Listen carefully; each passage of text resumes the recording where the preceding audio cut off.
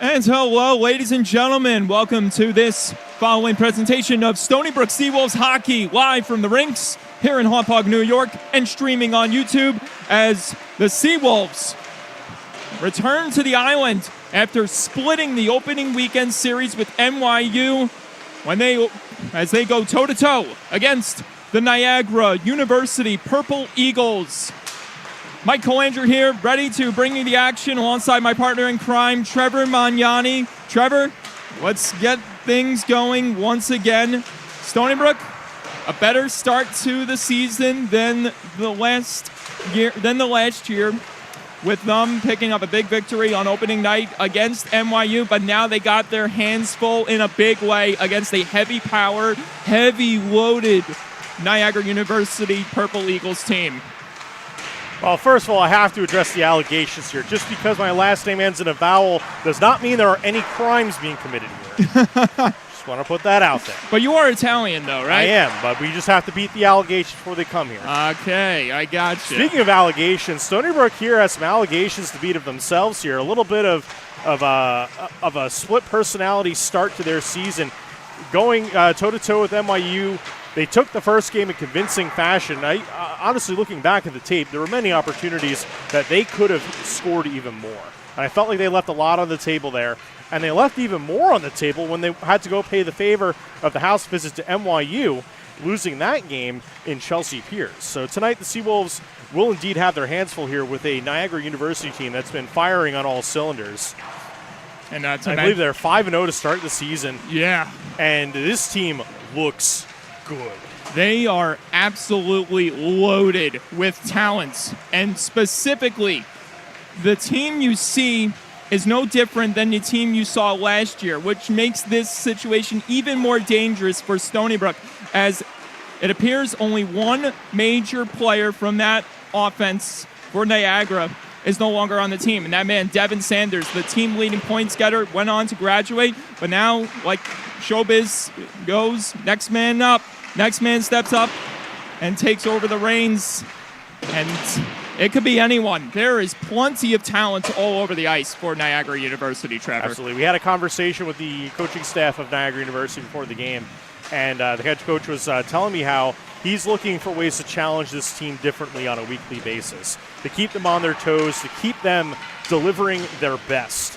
And I can totally understand it. As a college student at this age, there's a lot on your mind. You got school going on. You got partying going on. And you have to keep pushing the team in a way that's going to get their best when you need it all the time. And he was telling me how he would prod at the team, he would do things to frustrate them, but also know how to pull off, how to not be the bad guy in the room, so to speak. And I think anybody who's played hockey growing up knows what being the bad guy as the coach is, running wind sprints all day. But overall, though, it's been a very positive start to the season for Niagara, and they're hoping to continue that today against a new-look Stony Brook Seawolves. And I think that's a great time to segue into the Seawolves team, as we talked about their start to this year's campaign, splitting the opening weekend with NYU. One win at home. They take a bad loss on the road. Obviously, there was a lot involved as to why they couldn't sweep them, but now we turn our attention to the next team that stands in their path, Niagara University. And Scott Barnico had himself quite the night on opening night, picking up a big victory over NYU, making a majority of saves in a very flashy duel against NYU's young netminder, who unfortunately had to leave due to injury. Yeah, it was an unfortunate injury there, but that is the nature of hockey. Is things happen, and you have to work through them. And sometimes it's injury, sometimes it's adversity, and sometimes it's a muscle that just goes on you. And that was unfortunate, but for Stony Brook here, it's going to be a pretty big effort here needed for Scott Barnicow, who will be starting tonight. And on the other side, his contemporary will be McEwen. And speaking of adversity, I feel like I wanted to touch down on this last week during the pregame, but didn't give myself time to do that. But a man who has been on a long road in continuing his hockey playing career is there on the ice right now, number 46 for Stony Brook, Kieran Gately, a former NCAA Division I commit for St. Lawrence University, suffered a really bad career-threatening quad injury, had to go in 2023, February 2023, had to undergo surgery, thought he wasn't going to take another shift on the ice, but here he is, dressed up with the Seawolves for his third game of his return season, and a big one, as a big challenge awaits for him against Niagara University. And you have to feel a little bit of confidence on Stony Brook's side, knowing that you have a player of that type of caliber with that much talent going up against a team loaded with talent in Kieran Gately.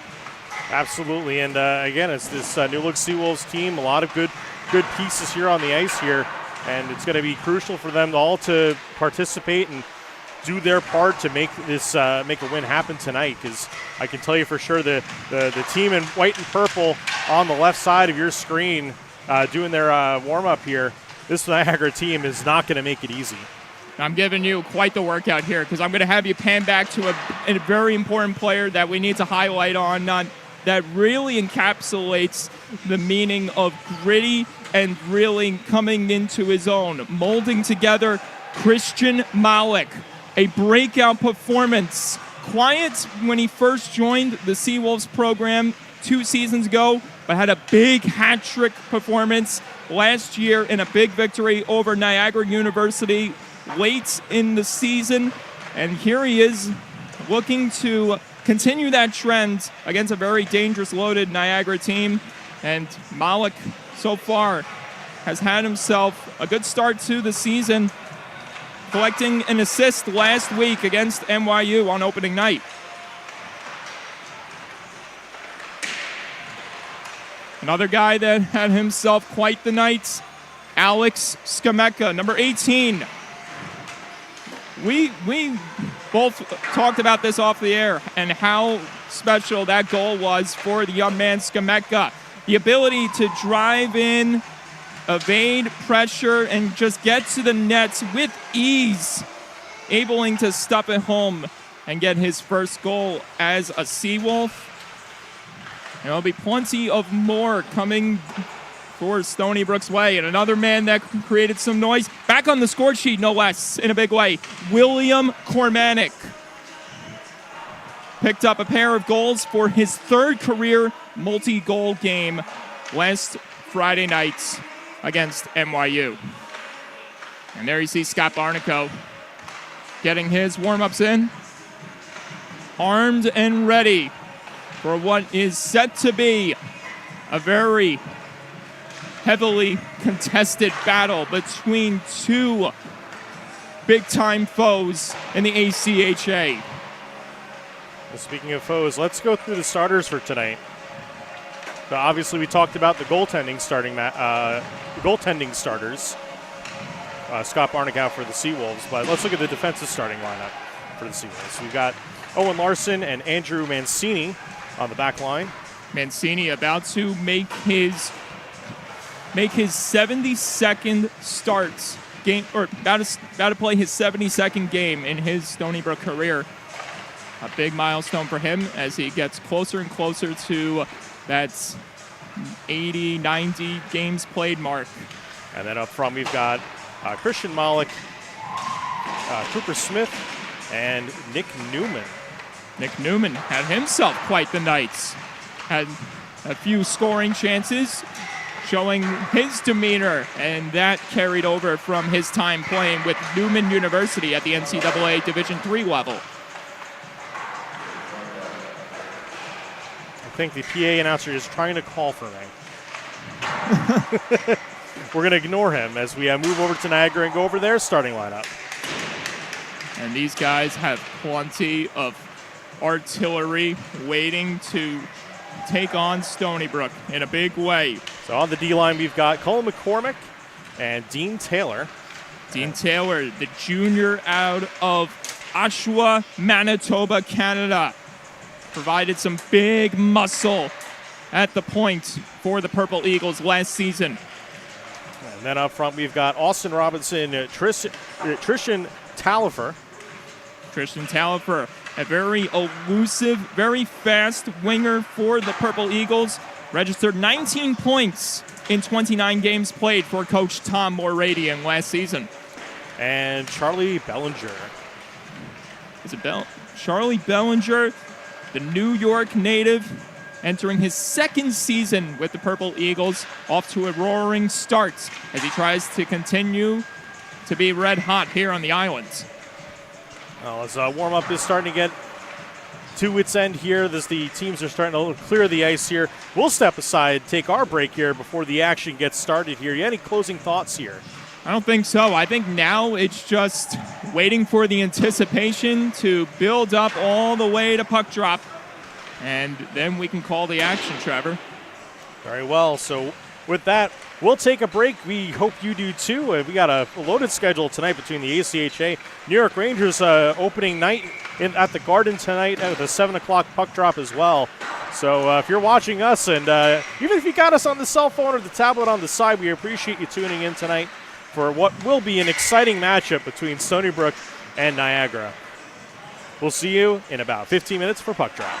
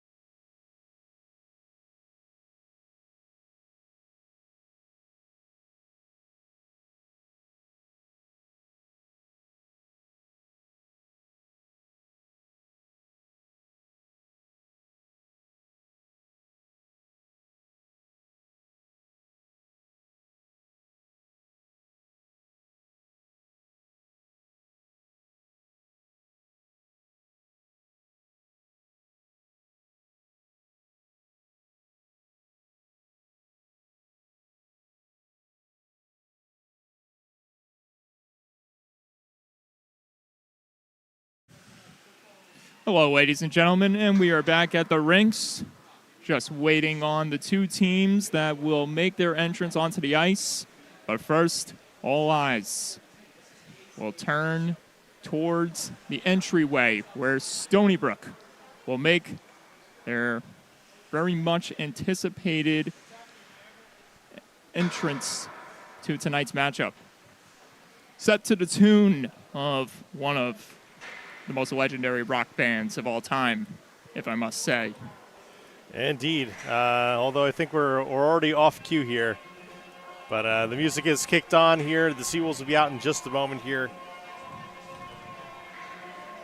Niagara ready on the boards there to take the ice, waiting for the referee's official to come out on the ice. They'll take the ice first, and the lights will come down, and the flags will wave in the stands, and the Seawolves will be out on the ice.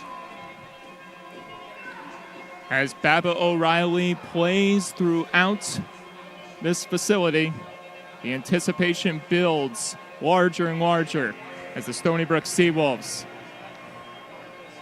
get ready to head into battle against the Niagara University Purple Eagles.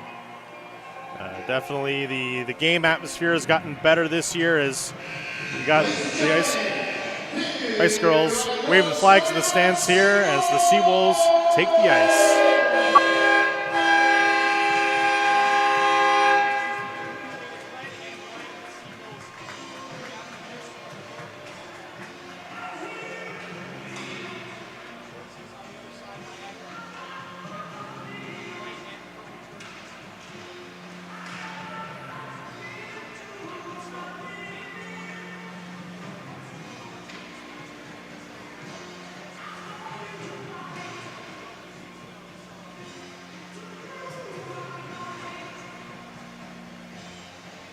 A fun atmosphere indeed, as in a few moments we will meet the respective teams' starting lineups, including the starting netminders, as Scott Barnico and Brady McEwen. Get ready. I'll toss it down to announcer Leon Bassett for the starting lineups.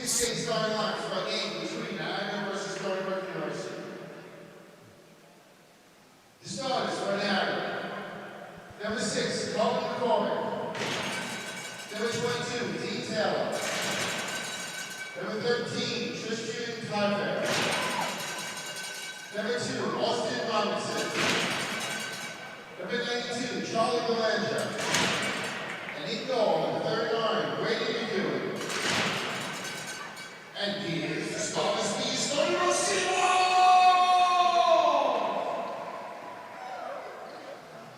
On defense, number 6, intermission.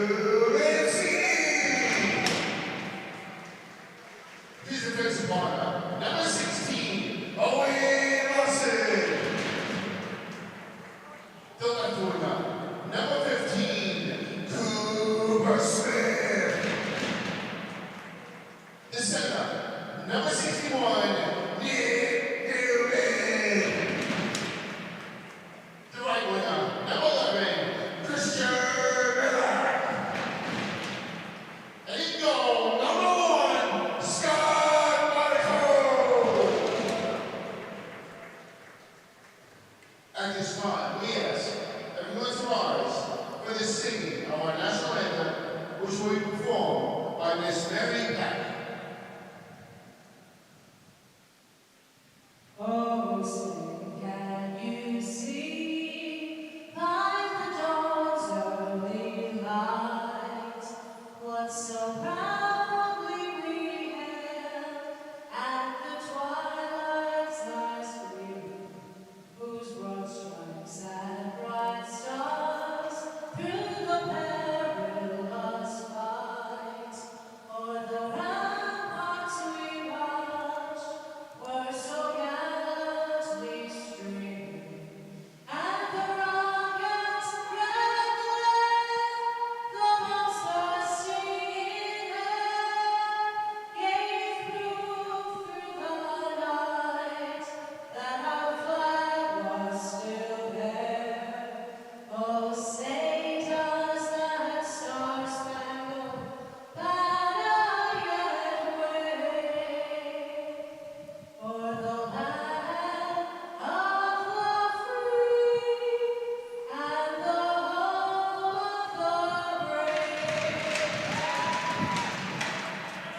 National anthem done, and well done indeed, as it is time to drop the puck.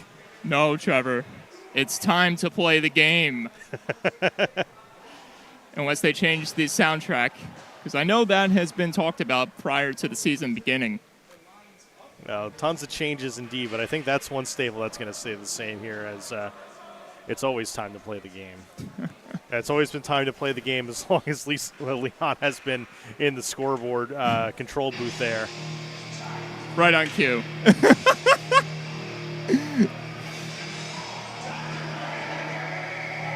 Scott Barnico and Brady McEwen are indeed ready to play the game.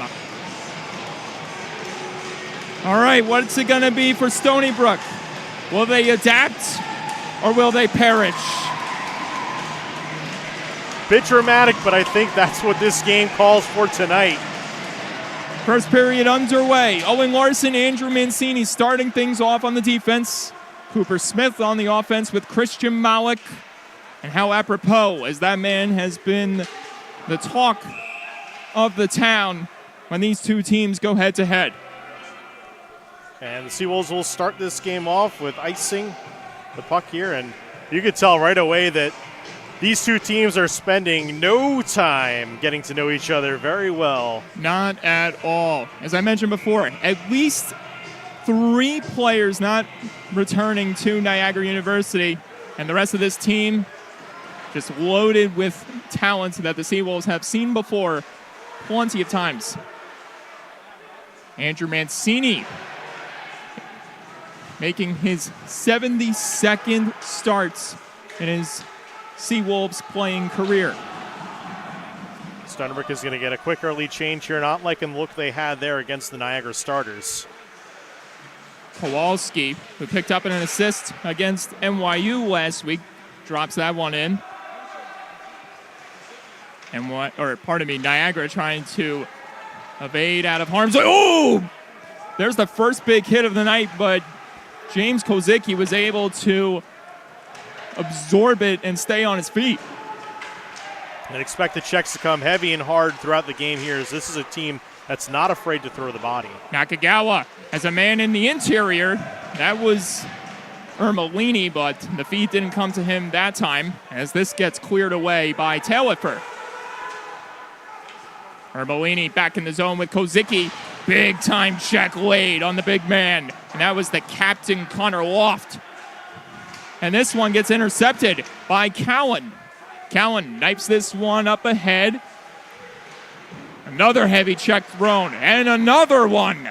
Guys Big are just return check barreling there. over each other one by one here in the opening moments of the first. Cowan wafts this one up ahead. Kiernan Gately trying to get a hold of it. Big chance denied by Barnico. An early stop there, and now we have an early pile-up, and Scott Barnico is irate as we get a scrum behind the goal. We're going to take another look here at that check here that kind of was the genesis of this all here. We'll go to the replay. You'll see the puck's going to come down here, and Niagara's going to throw a little bit of a good check there, pin against the boards, and then boom! That was Cameron Sheffield with the initial hit on Gately before Paul DeZaro ran over his man. Put him into the boards, making him a rink ad there. The boards are a little bare, so. Weren't we supposed to go through a big renovation with the rink ad boards? Well, we got the renovation, but no rink ads then. Rumor has it they're looking to keep it clean. All right. But we'll get back to the action here as this one is sent wide off the outside of the cage. Loft waiting in the shadows as he backpedals. Blocks that one from getting up ahead. Almost connected with Callan there. And here's Colin Wenrich. Him and Gately. They're like titans on the defense as they were heavy loaded, providing big checks in the game against NYU last Friday night. And you saw it on our highlight reel on social media. They were all over the place. And speaking of all over the place, Stony Brook getting their new guys on the ice here as Niagara tries to plop this one forward. Here's Mancini. Couldn't connect with his man there as he got taken to task by Spumeni. I think Spumeni got the worst of that one. He's looking to hunt against Nestepny as Juan Tevez. Ooh! Take cover there if you're on the defense for Niagara, as that was some double team action provided by Stony Brook. Like I said earlier, expect this to be a high checking game. Sent across, and now it's sent right back in. Stony Brook trying to re-engage the other way. Rocco, who picked up an assist. There were at least a baker dozen players on Stony Brook who picked up an assist during the opening weekend affair against NYU, both here at the rinks and on the road in Chelsea Piers. Kowalski sending that one across. Teddy Valenti from the top. Blocked in front there. Smith, Malik, and Newman. The current trio on the ice right now as Valenti and Kowalski make a connection. And it's further sent back in as Newman takes chase. McRobbie. Throw this one across. Tristan Taylor on the hunt. All gas from him right now as Smith and Stony Brook try to forge ahead back in Niagara's zone, and this is going to ricochet off a stick and out of play. 15-17 to go in the first. Not many shots on goal to call home about here. It's 2-1 in favor of Niagara. And Stony Brook has been getting a few good offensive zone opportunities, starting to ramp up the pressure. No, absolutely. And the opportunities have definitely been there. Guys are in the right location, just haven't been able to execute. And there's another chance that's denied by McEwen. The chances are coming, Trevor. It's just more so when the moment it will happen. Indeed. Wenrich and Gately at the points. Here is Bellinger. Ooh. Another heavy hit.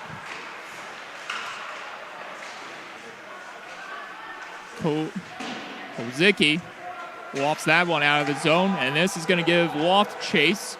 He's going to have to take hold of it as Niagara tries to gallop back the other way. Here comes the big man, alternate captain, Austin Robinson. A neutral zone turnover. Big hit.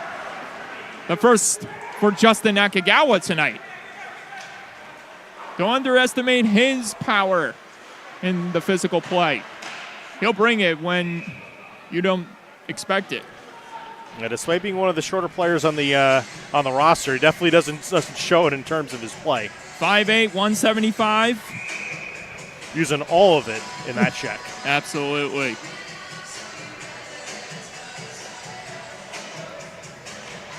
And there's a man double his size taking the draw. William Cormanic, who we alluded to at the top of the broadcast, picking up his third career multi-goal game last Friday night against NYU as Niagara stops play here for Stony Brook going offsides. Good stepping up for the defense there. Forces Stony Brook offside, and we'll face it off right outside the zone. This is the power trio that I am very much excited about due to the recent starts that Skameka, Cormanic, and Tizarro have had. Cormanic obviously with 2 goals, and Skameka also with a goal last week. And Tizarro picking up an assist. And Skameka picking up a big check there, forcing Niagara to sky the puck into the ceiling.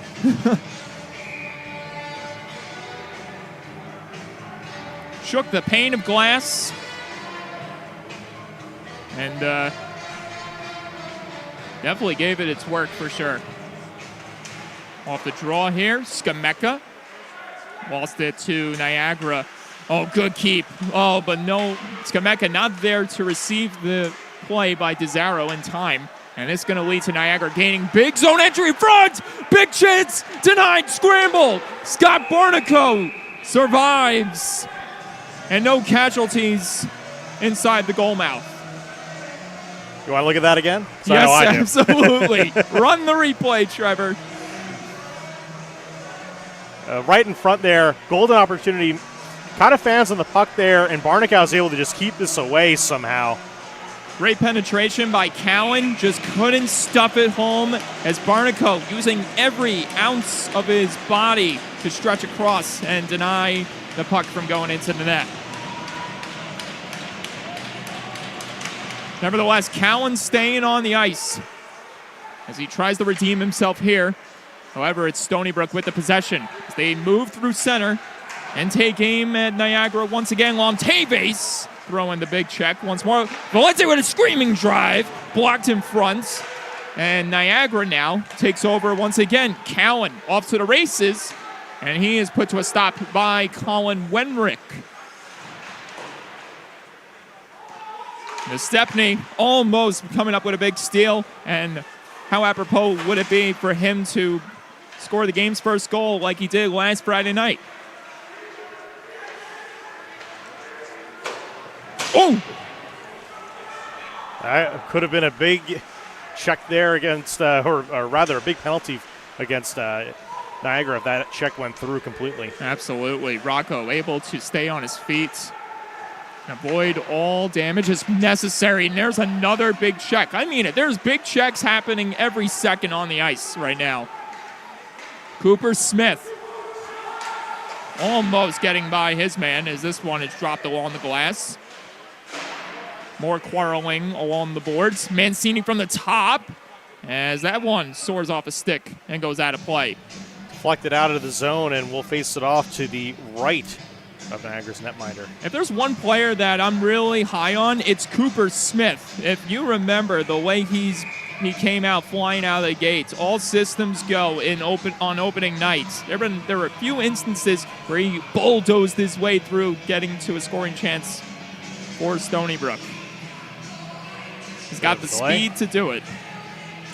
Sorry to cut you off, Trevor. No worries. Mancini. That one got blocked. Larson gets it again. Toss in front.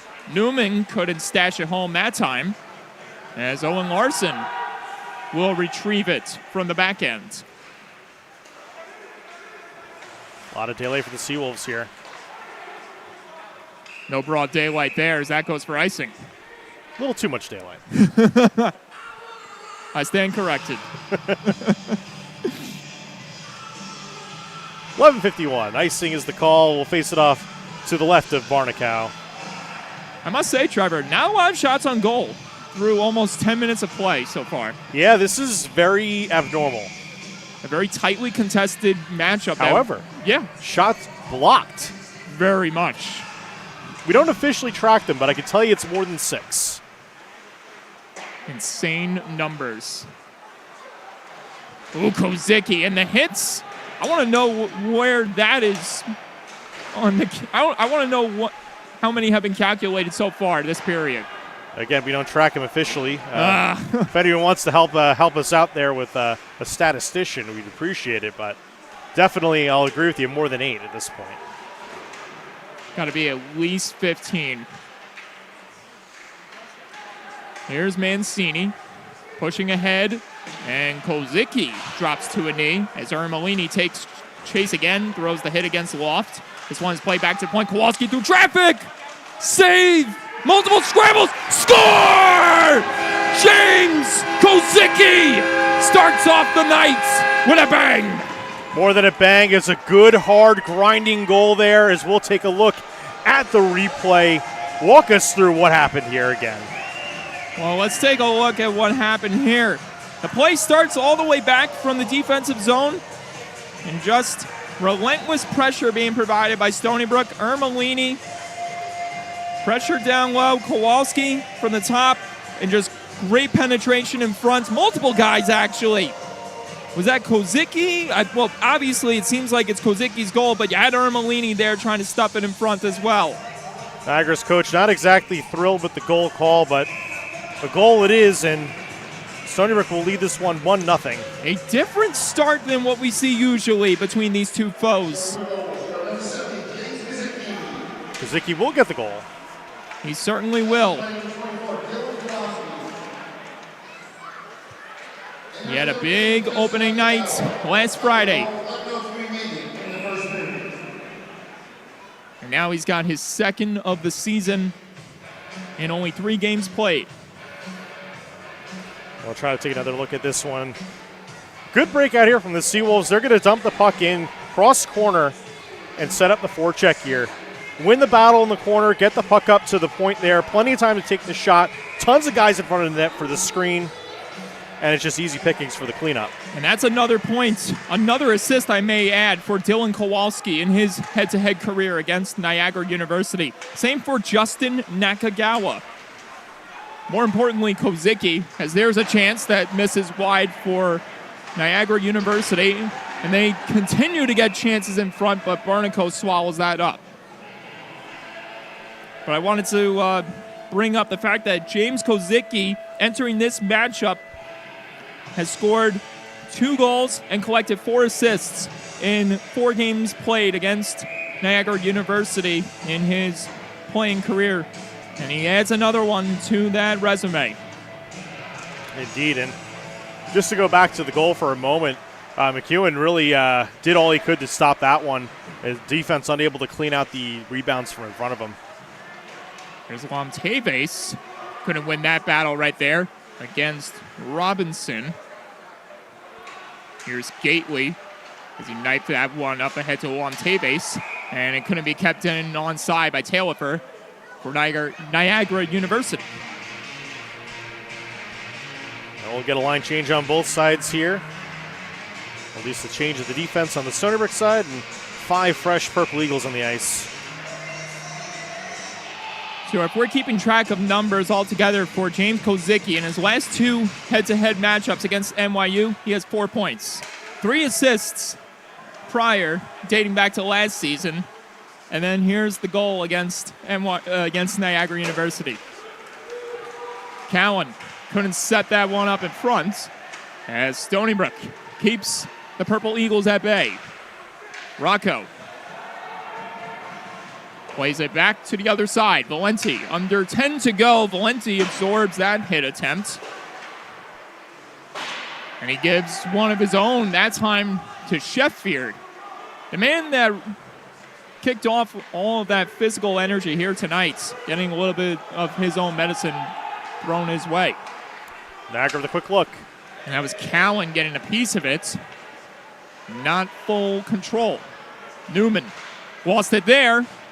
And Barnaco makes another save, and he'll hold up. Shots on goal, 9 for Niagara now, 4 for the Seawolves. From a quality scoring opportunity perspective, I think we're pretty even. We certainly are. Stony Brook, I think, 2 really high-quality scoring opportunities. Niagara has 2 of their own.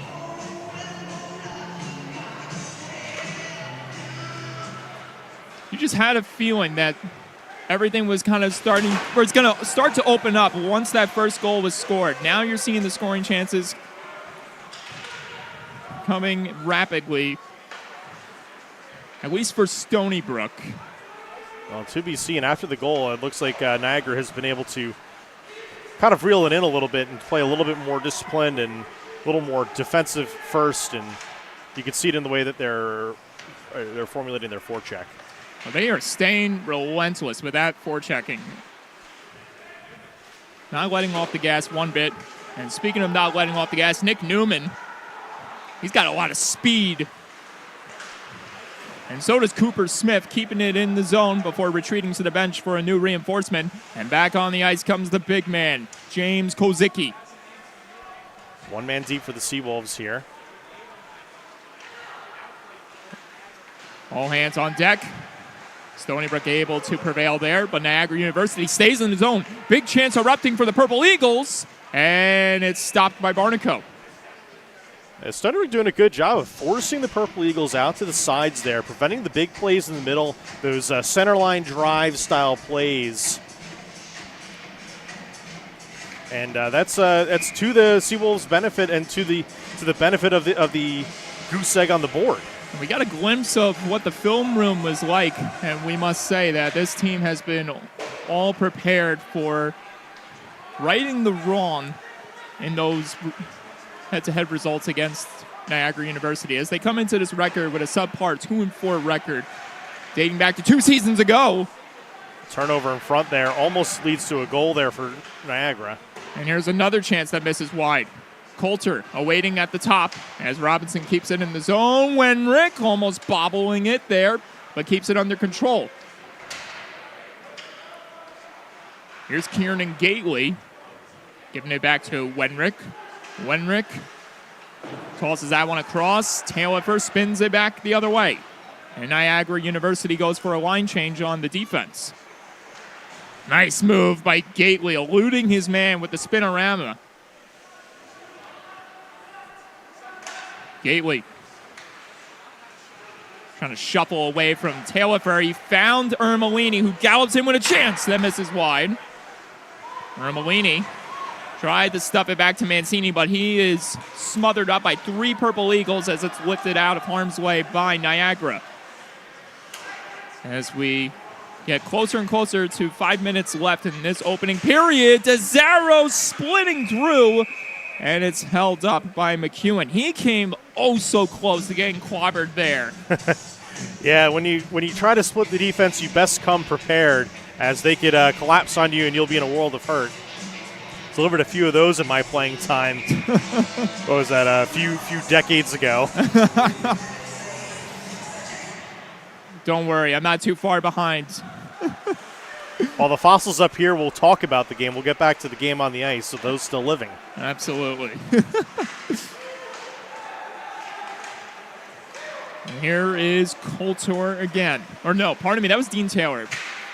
Another returning, very skilled, very dangerous player for Niagara University. Icing waved off. The second time that's happened. That was Cullen McCormick.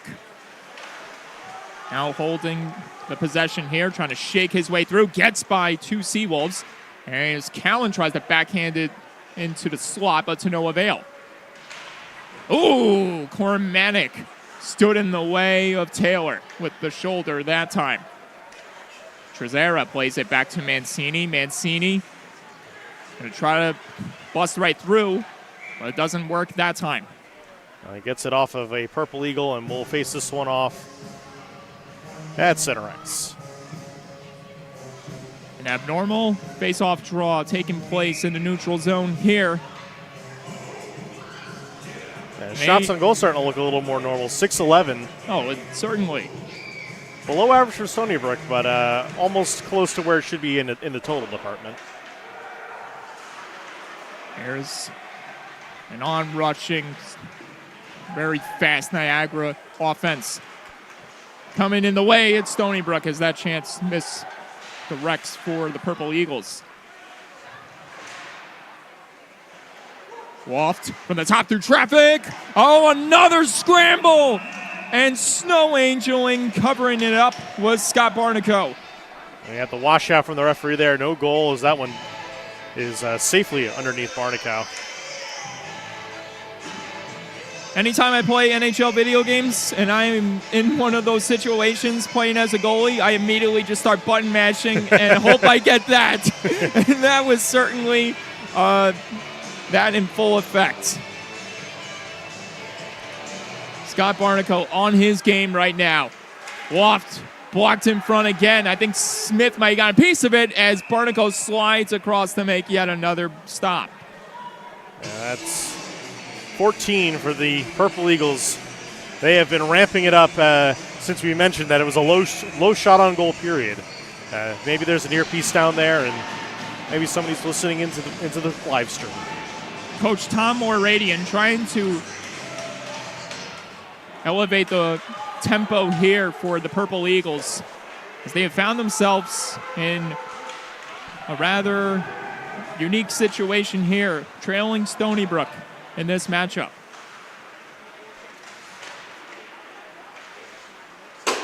Sent the cross, no one home. Wenrick trying to bank it back the other way to no avail as Gilbert's got it back to his man as McCormick drops this one in deep.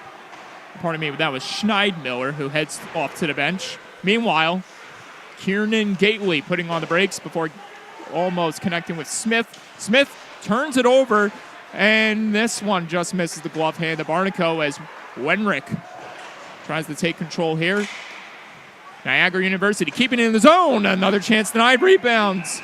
Barnico with another save registered as Gately gets up in the grill of, I believe that was Lucas Fancy.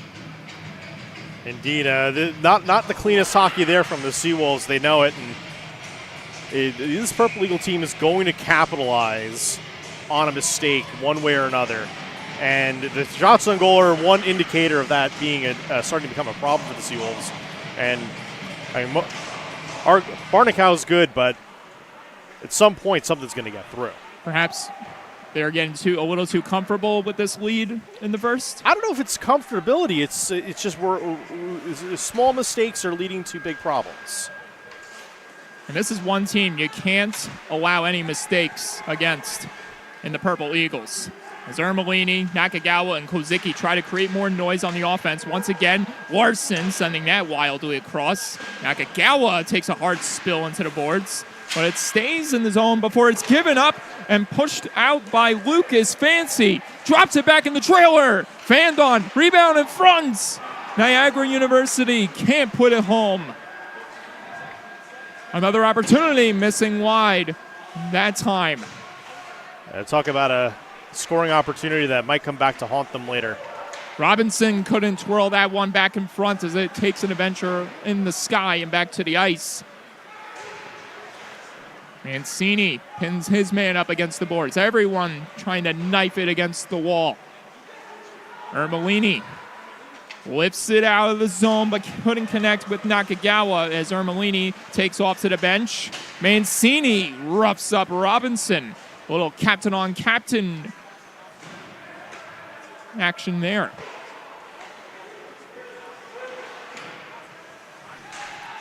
Robinson. Taylor. Couldn't float that one ahead. Trezera. DeZaro. Can't connect with Cormanic, but no icing again, saving the Seawolves and putting Niagara in a perilous situation. Another chance, and it's denied by McEwen. Let's see if we caught this replay correctly here. And which one are we looking at this time? Oh. This is the giveaway here. Oh, yeah. Missed the opening part there, but honestly think he should have shot. I think Fancy there, if he had that opportunity again, he takes the shot there. I think he's got the better opportunity putting it home. I would say yes. I'll never get mad at a player for making the pass. Oh, yeah, no. Because I'm a big fan of getting the puck moving, but Kowalski. McEwen with another snag as we get Skametka. We'll take another look at that. Yeah, I want to say. So take a look here. How much daylight he's got here? He's got a lot of daylight, but this is the part where I think. But he's got Mancini on him. This is the part where I feel like he made the decision. I have to pass it back because Owen Larson's coming up. Because he's thinking he's got the trailer that might have a better opportunity of the shot. Absolutely. And you could always Tuesday morning quarterback anything here and come up with the perfect what I should have done, but. Cormanic whips thing in front! Soccered on, but it's stopped by McEwen. Obviously by no intent there on the kicking motion by Skametka, but a great design to set up the goal. Take a look at that again here, coming into the zone. Nice saucer by Cormanic. Look at the stick there, kind of. Yeah. And the right foot. Little bit of a kicking motion there. That would have definitely, most certainly gotten called back should it have gone in. But a good, hard-working effort there. Nevertheless, for the scoring opportunity. A great opportunity indeed. I must say, Trevor, the landscape and the complexity of the shots on goal has changed very drastically compared to when I was doubting it early on.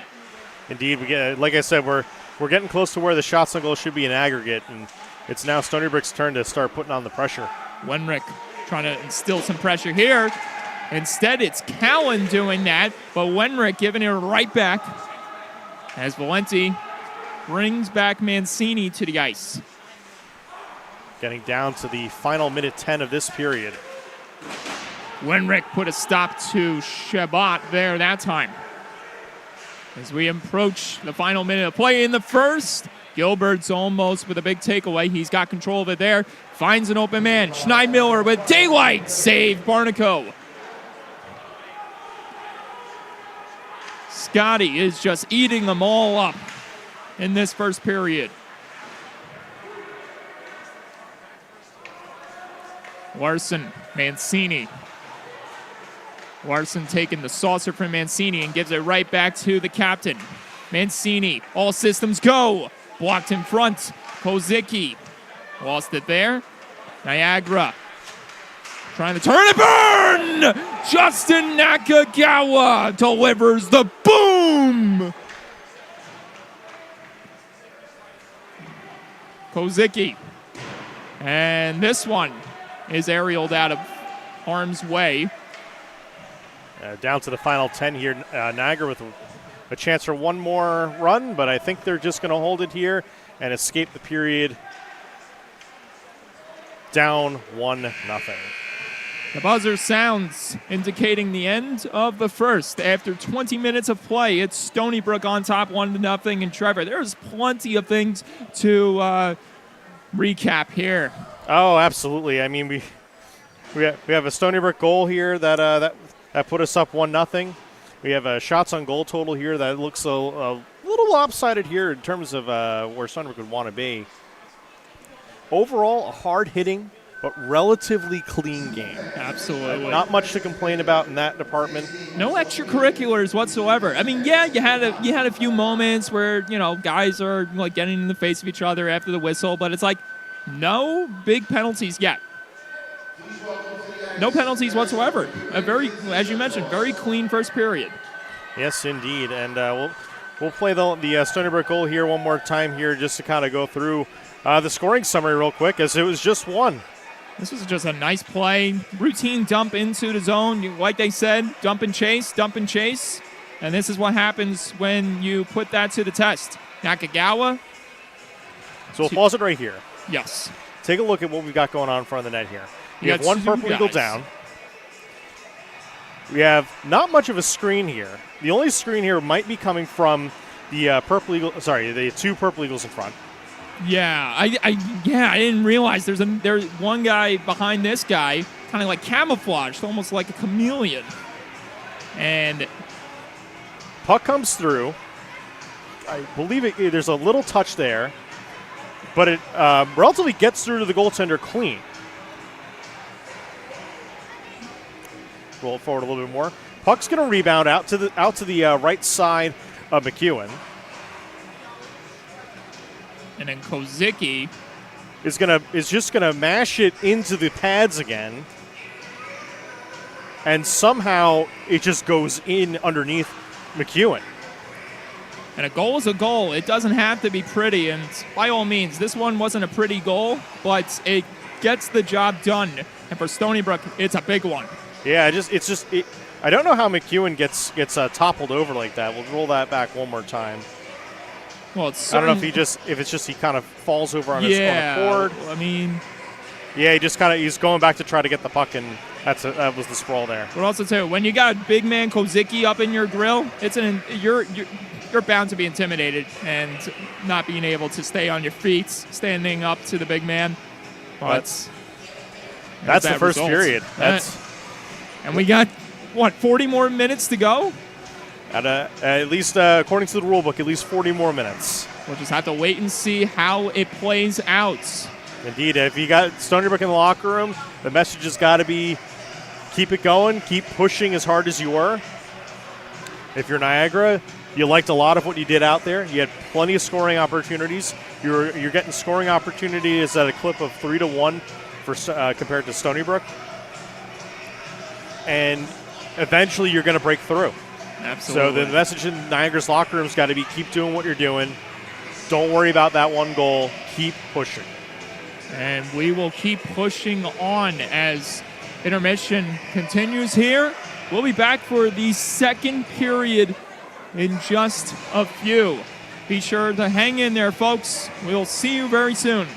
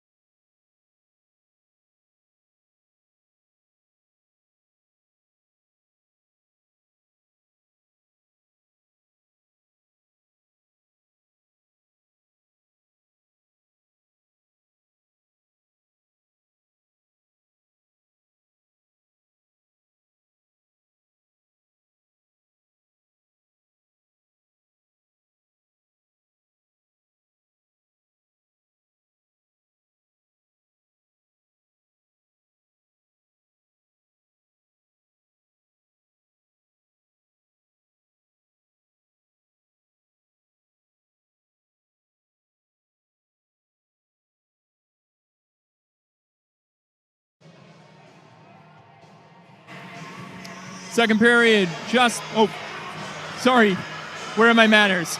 We welcome you back, ladies and gentlemen. Great to have you with us along for the ride with Stony Brook and Niagara University. Getting ready to kick off this second period, but first we're going to take a look at this goal once again. The only goal scored, which was done by no other than James Kozicki. This for his third career goal against the Purple Eagles. And he's going to just tuck that right around the corner of the netminder, McEwen. And that's the difference in today's game so far. As the intermission is over, the Seawolves are taking the ice now. Scott Barnico is leading the parade back onto the playing surface as the two netminders switch sides in what should be a very enticing second period to look forward to, Trevor, because I will have to say, this is usually where I feel the momentum gets decided in who goes into the third period and with the better chance of winning. Indeed, it's a 1-0 game, so it's pretty much anybody's game still. You had a lot of opportunities on the Niagara side of the ice against Barnacow. 17 shots on goal. Barnacow 17 for 17 on the save count. And Stony Brook has to clean it up in the defensive zone. A lot of turnovers, a lot of opportunities for the Purple Eagles, and I'm sure they're just feasting for an opportunity to put one of those in. They certainly are. Hoping for some much-needed festivities here on the road. They had a long, arduous journey getting here to the island, as we talked with Tom O'Radian during the before the pregame warm-ups, actually. A lot of bumper-to-bumper traffic. Without traffic to get to Niagara is, I believe, I want to say like about 7 or 8 hours. Yikes. And that's like perfect conditions. There's a perfect chance that just misses for Niagara University. That was Bellinger almost potting one home. And the soft pegs at the rink strike again. Here's Barnacow. Pushes that off the net with almost childlike ease. There you see Nick Newman, Tyler Gilberts, ready for another showdown here in the left dot, at least from our vantage point. If you're Stony Brook, it's the right dot. And they're trying to make this go in the right way for them as they lead 1-0. Here they come. Cooper Smith pushing ahead. There's Malik, deteriorating the momentum that Niagara was going to use to get out of the zone. As Malik just gets dumped there. He did. Actually, a few moments ago, one player on Stony Brook was on the bottom of one of the Niagara players entering the zone. So there have been a few players getting sent to the ice. And there's the big check. First one of the period. We left off the first with a big bang provided by Justin Nakagawa. Although he didn't get all of the check, he certainly made the most noise from it. Good defensive zone play there. Blocking passes, blocking shots. And Stony Brook has room to skate this one out. And this is Colin Wenrick, the former junior Boston Bruin, with a flip in deep. And Ermelini almost potting one on the rebounds, courtesy of the backhand. Trezera rushing over to keep it in the zone, but it's intercepted. And it's going to lead to a possible 2-on-2. Barnico stands tall. Another big stop for Stony Brook's netminder. More battling in the back end as Nakagawa ricochets that one high off the glass. Niagara trying to respond the other way.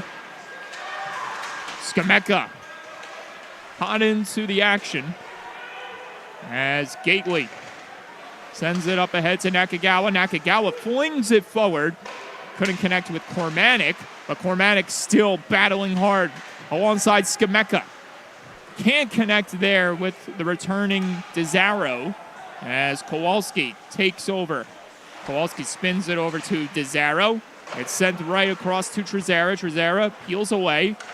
Kowalski trying to evade pressure as Trezera takes over once again. Sends it off the wall. And it's further banked back the other way by Furlong. New addition for Niagara University. One of the few new additions, I must add, as this team is contemporary, to say the least, with all these guys returning to the Purple Eagles for another season. Owen Larson back to get it. Larson, long-range feed, but it can't connect onto the stick of Skameka as it goes out of play.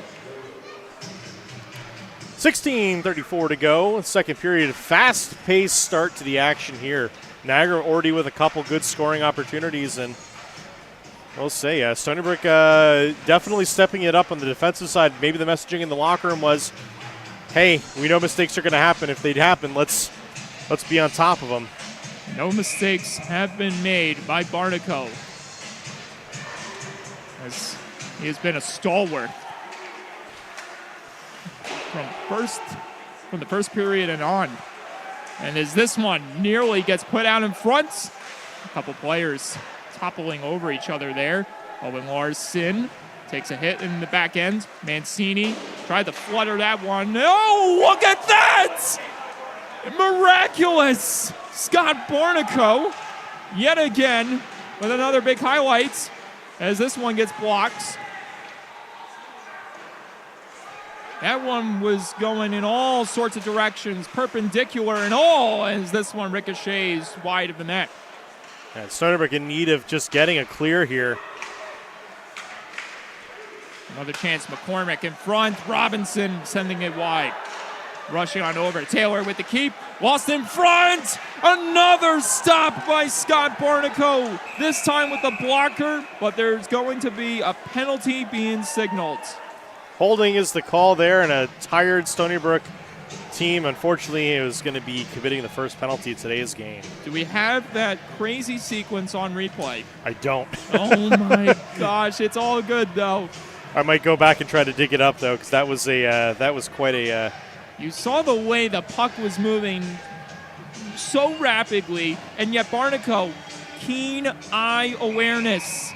The hand-eye coordination coming into full effect. His Tim Thomas style of play got him ready to swat it out of harm's way. But Niagara University is locked and loaded with their first power play opportunity of the night. Taylor working down low.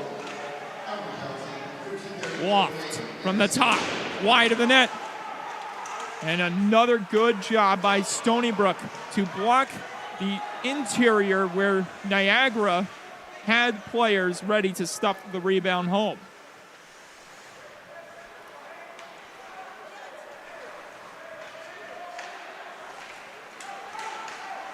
Gately pushing that one out of harm's way as Taylor re-engages. Taylor forced wide by Gately, but he stays on the gas before getting drilled into the glass.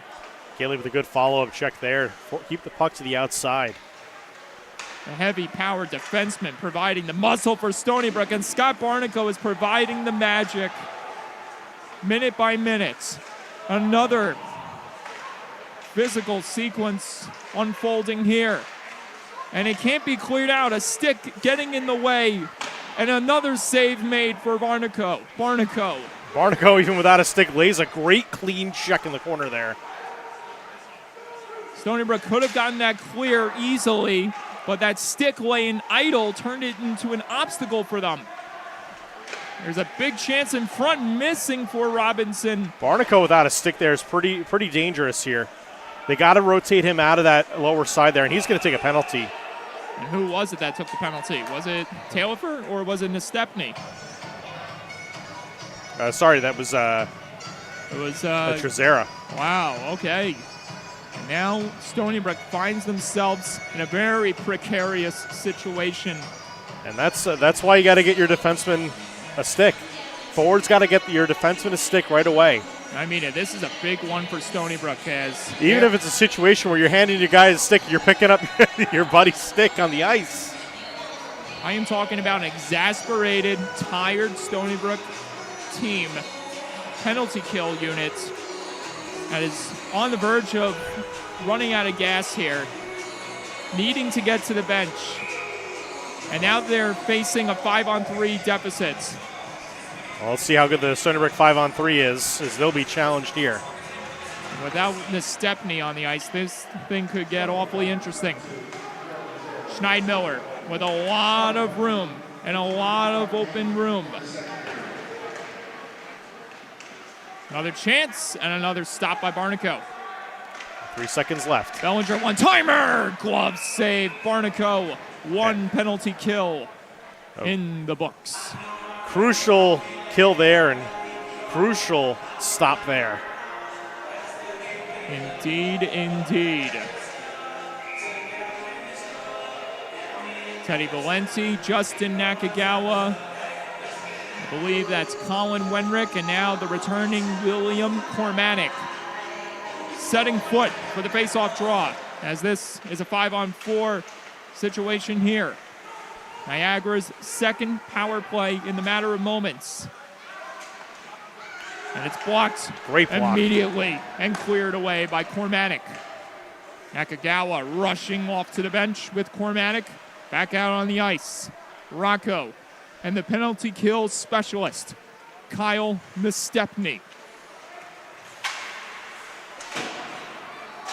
Slapped out of harm's way as this one skitters back into Niagara zone. Frustration has to be growing here on the Purple Eagles. They had a golden opportunity on the 5-on-3 and got absolutely denied. They are in some unfamiliar territory here, failing to capitalize with a big advantage. They had a 5-on-3 just a few moments ago, and they can't plot it home again.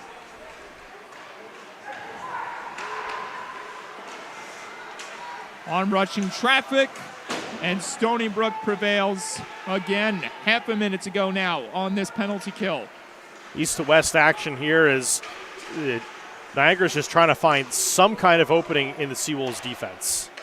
You're going to get your frequent flyer miles watching this game as it unfolds quickly before our very eyes. 10 seconds remaining on the 5-on-4. Cowan. Taylor feeds it across. Taylor off the boards. McCormick waiting at the top. We're even up. Back to 5-on-5. Chance. Taylor denied. Scott Barnico again. Now we'll take another look at one of the better opportunities from the power play here. And take a look at this shot here. That was Tyler Gilbert. And it just muffs the puck there, unfortunately. And, Gilbert. And Gilbert off the skate. That's a double whammy of unfortunate. Like I said, if there was a nightmare play in the first period, that's a close second place. A double whammy of unfortunate circumstances for Tyler Gilbert. As Stony Brook has the momentum. As they continue to push forward.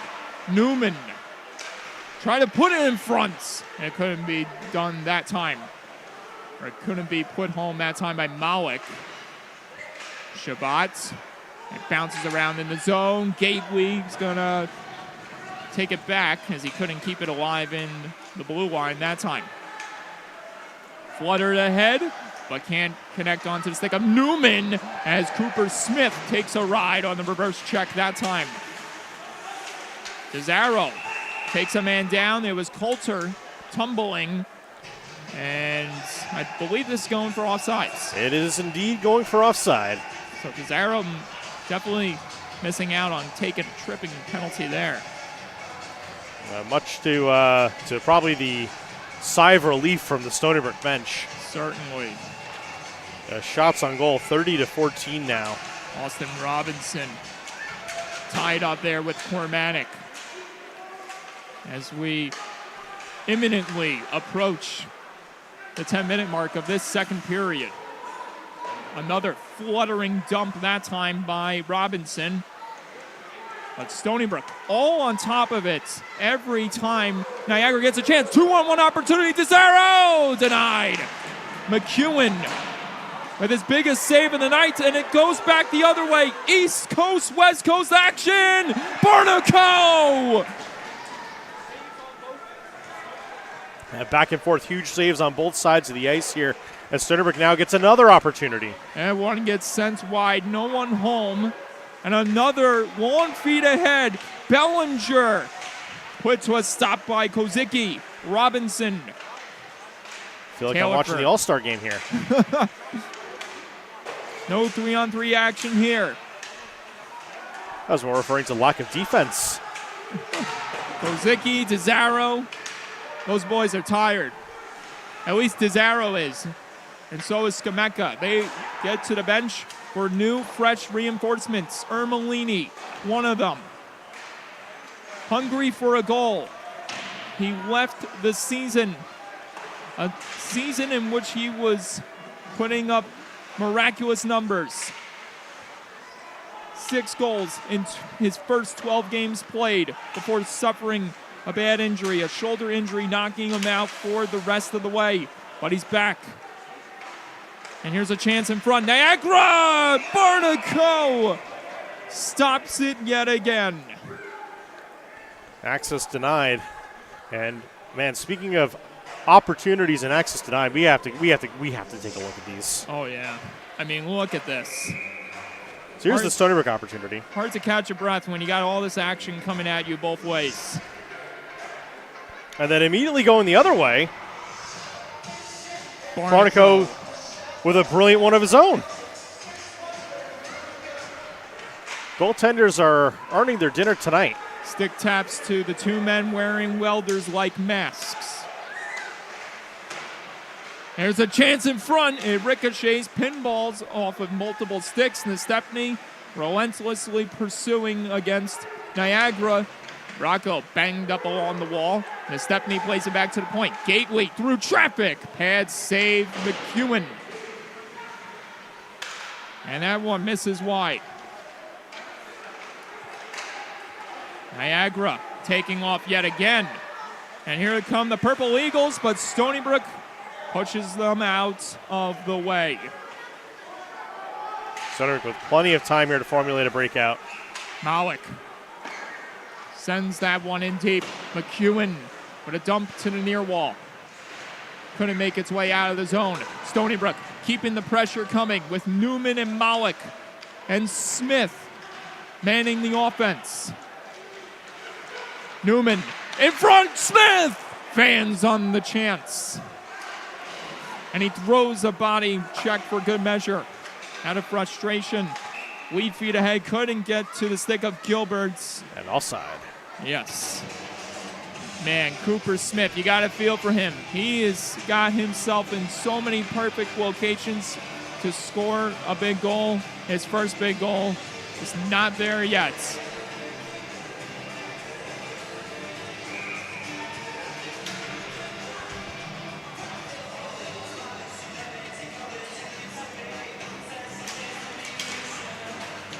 One back, Barnico calling it as Trezera back on the ice. I believe this is the first shift for him since he took the penalty. And here's another opportunity, but it's phased in the neutral zone, and it leads to Shabbat leading the Cavalry back the other way. Shabbat takes a hit in the glass. Sheffield taken down, gets back to his feet, brings it back to the point. Far side feed missing that time. Great look to the backside there. Alex Whittle, hungry for a chance. Whittle feeds it back to the point. Dealt on over. Coulter in front, blocked there. Inadvertently, friendly fire that time as Shabbat goes to the bench. And Cooper Smith avoids heavy damage once again. Smith, a workhorse, in front, score! Tic-tac-toe, a beauty there, and Stony Brook is up 2. Welcome to the franchise, Paul DeZaro. DJ Pauly D dropping the tracks here on Saturday night. And we'll take a replay of this one. Cue that loop up here as he avoids the check here. Takes another check makes the play out to the center, right off to the side there, and it is lights out. Doesn't get any much prettier than that. Tic-tac-toe and a bottle popper to top it off. It's somebody order table service.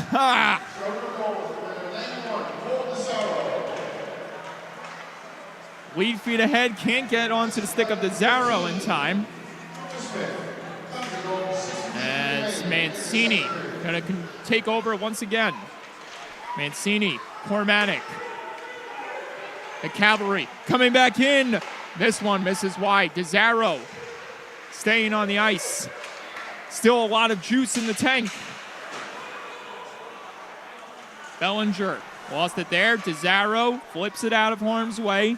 Schneidmiller controlling, evading. Taillefer banks it back in the zone. Larson. Mancini intercepted by Taillefer. Taillefer, far side. Barnico, unbelievable. Loft, wide again. Taillefer, score! I thought Scott Barnico, Superman, robbed the Purple Eagles, but it's a goal. And the shutout bid for Scotty Almighty is done. I'll take another look at this one. This is Stony Brook here, getting in trouble with turnovers in their own zone here. Starts off here with a great opportunity here just to try to go across the net here. Then it just becomes a mad scramble in front of the net. Tries to clear the puck here, caught brilliantly. And then finally, the last-ditch effort is unsuccessful as Niagara is able to put one in here and bring this one And Barnico has within been one. playing out of his mind. And now, all the attention goes back to the Seawolves keeping this game in their hands as Niagara has awoken. The beast is alive and feeding, ready to strike again, as if Stony Brook can keep on playing the way they are at this moment. Well, the key difference in this game here is Stony Brook has managed to capitalize on some good scoring opportunities, and Niagara has just been unfortunately missing on a lot of them. Another flip play finds Nakagawa. That one gets fanned on, but he stays with it. And Somehow. Nakagawa, a magician. Frustrating Dean Taylor there as he took a swipe at the stick of Nakagawa. Now Stepney all over the Purple Eagles. Kowalski dumps his man to the ice. Shabbat trying to steal it away from Trezera. Trezera picking up some speed, switching into a new gear. Trezera flying in with Lontaves, and a big save made by McEwen. Crowd gathers up in front, and it's blocked again. Niagara gaining new momentum ever so considerably, and Barnico makes yet another stop. And it's just been a nonstop onslaught tonight for Barnico to face. Not a lot of block shots tonight for the Seawolves. It's one thing they had going for them in last weekend's NYU game. Usually when your goaltender facing 35 shots at most at the end of the game, Barnico's hit that at threshold with 4:12 to go in the second. Seems like he's going to hit a new number the more the minutes go by and the chances go against him. I will say a lot of those opportunities have been low quality, but there's still shots on goal, and it's a testament to how well NYU's offense has been maintaining pressure in the zone. And Stony Brook continues to put the pressure on Niagara despite the goal they allowed. And with that goal allowed against Niagara, the Purple Eagles have scored 30 against the Seawolves in their 6 head-to-head matchups, or this being their 7th. Another turnover. Robinson has a man in front. It was Shabbat who couldn't put it home. Robinson again, denied by Barnico. This is not good. A lot of slow Seawolves on the ice here. Another save by Barnico.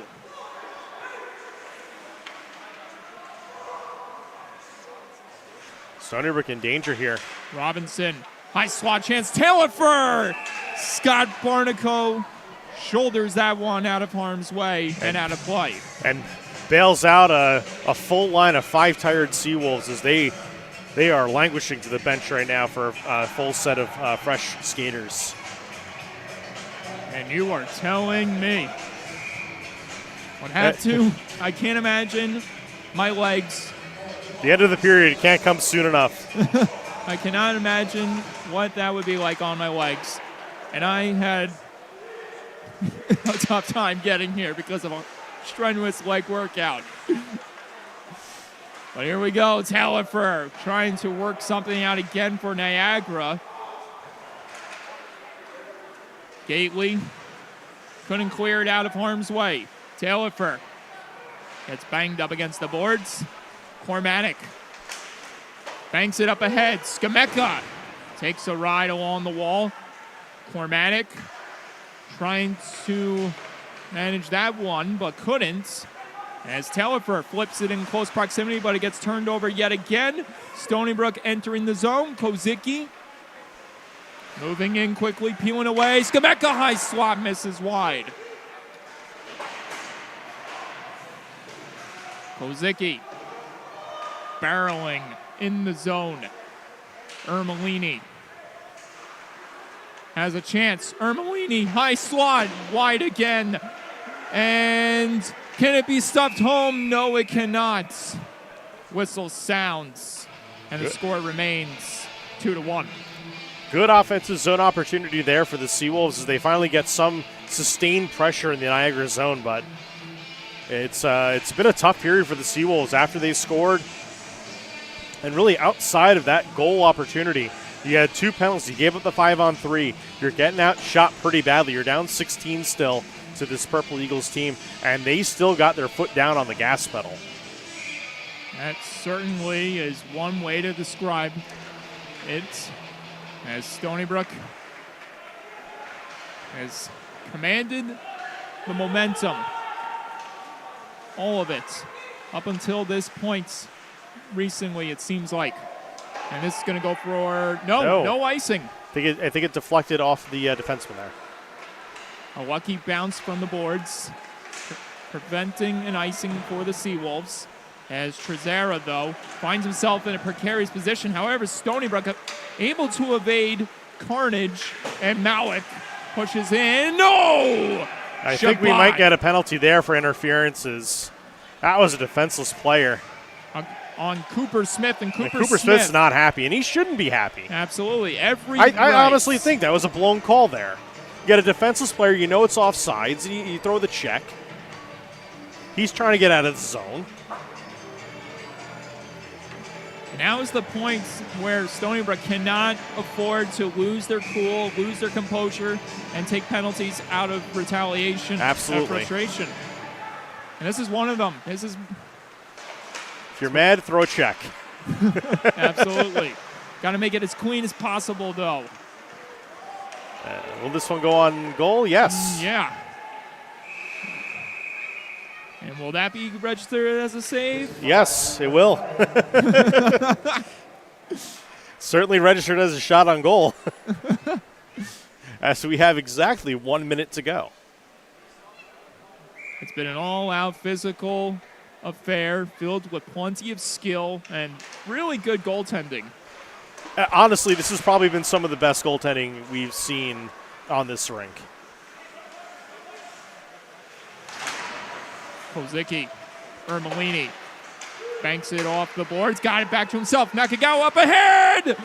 Chance in front! Oh, up what in the a air. stop! I think Brady McEwen made the save. We'll definitely have to take another look at that one. Half a minute to go in the second. Stony Brook looking for redemption. Leaping in front, Skameka. It just hopped off the blade of his stick as Nakagawa got drilled to the ice, and he is stumbling.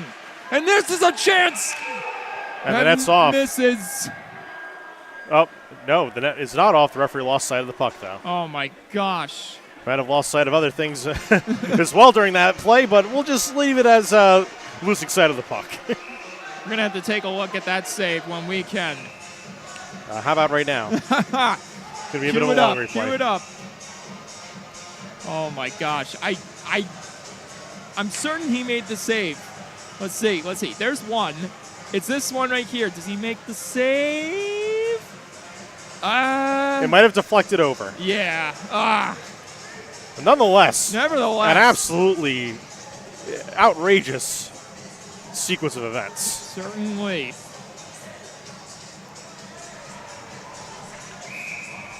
And we're down to 13-1. Every moment, just making your blood pressure elevate. McEwen with another stop. And Gately is going to skate this one out. Exactly. After 2 periods of play, Stony Brook leads now 2-1 in a very different change of pace than what we saw in the first. Still very physical, but definitely a change in direction with Niagara getting on the board.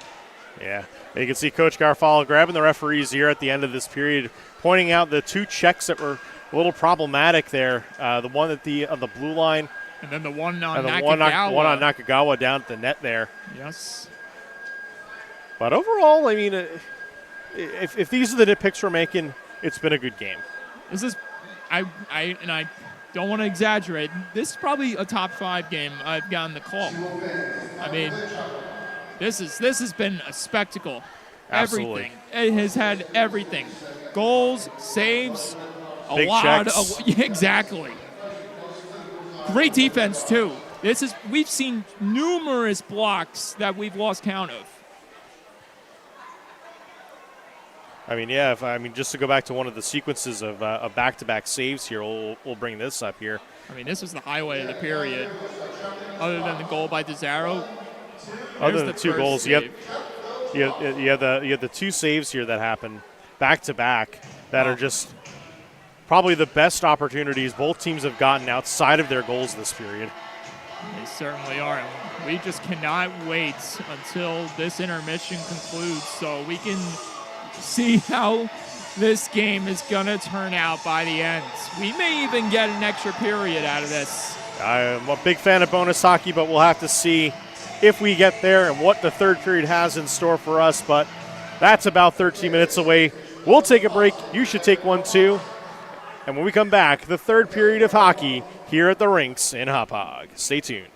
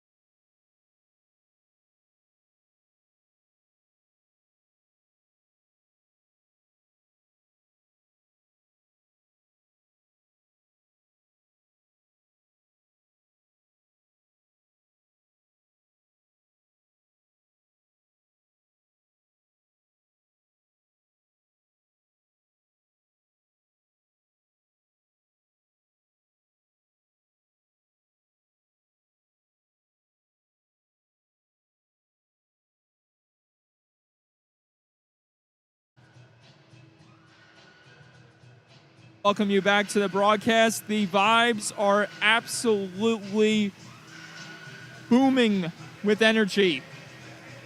Booming with energy. I had to repeat myself because there's been a lot going on in this hockey game, Trevor, and we have to go back to the recent goal that Stony Brook scored. Yeah, we're going to take a look at the 2 goals that happened in this period here. We'll start with the Stony Brook goal here. Is this Stony Brook goal, or is this the... Stony Brook goal. So Stony Brook here, great defensive zone play here, blocks the shot, gets the turnover, and we're turning it around here. We're going to get the puck out to the Niagara zone. We're going to take 2 hits, and we're going to see that we've got 2 guys here chasing the net with an opportunity here. There's no Niagara Purple Eagle on them. We have all that defensive zone pressure is on the puck carrier. Nobody's looking across the ice. I wish I had a telestrator to draw some lines here. I feel like I'm standing next to John Madden with you dissecting everything. Soon we'll have it. All right, continue. Nobody here looking at the guy chasing in here. Puck's gonna go right there, and then we're gonna jump it off to the second guy as Niagara is sliding over, trying to react here. Goaltender in motion, and we're just gonna pick the corner. Oh my gosh! Doesn't get any more beautiful than that. No, sir, and that was Stony Brook's second goal, and it was pretty much a clinical transition play. Turn the puck over, guys in motion, get to the net, move the puck around, and go left to right, right to left. Niagara, though, would not go quietly. And this is the trouble that Stony Brook's been in the entire game, with turnovers in the defensive zone here. Slow it down here. An errant pass here that's expertly read by Niagara. He telegraphed that one perfectly right there. I don't even know if it was more of a telegraph, but a good read and a turnover. Turn it over, scrum in front of the net. It's going to get out to the point there. Great grab with the glove there. And despite all the effort from Barnacow, unable to do anything about it here. But we're ready to get this third period underway. And this third period has begun. It's been a roller coaster journey so far. After 2 periods of play, the shots are nearly even. I wouldn't say even. I said nearly even. Nearly. Maybe not. Okay. 37-25 is not nearly even. You got to realize my math is going to be off regardless. I think it's safe to say Niagara has the shots on goal advantage. All right. So I'll just say this: they have an abundance of score. They've had an abundance of scoring opportunities, but yet Scott Barnacle has been solid despite allowing that 1 goal. Absolutely. And that's not to take anything away from the Niagara netminder. No, absolutely not. He's been playing great in his own right, too. So stick taps to Brady McEwen as Loft makes the interception but couldn't get full control of it. Wenrick skating up ahead, firing, gets blocked, and there's another block made. We have seen dozens of blocks in this contest, and there's a chance missing, but it's stopped by McEwen as Niagara tries to push in for another big chance. Keep an eye on Spumeni there, going to the bench, limping, favoring a leg there as he's going to get looked at by the trainer. Put his body out in harm's way, but that's what you got to do in these tight game situations. Icing is the call. Center will get a full, fresh set of 5 out. Kormanek, Skameka, Desaro.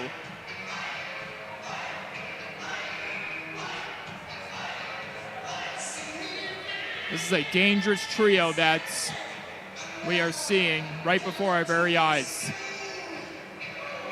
And they got Andrew Mancini and Owen Larson in the back end, awaiting in the shadows. Larson moves over to keep it in the zone. And now pinching back, Skameka. Kormanek couldn't get full control there, but he plays it back to the point. Larson from the top, blocked in front. Can't keep it in the zone there, cleared away by Niagara. And then it's further swiped out and out of play. And we'll bring that one all the way back. Or at least probably to the neutral zone. Yes.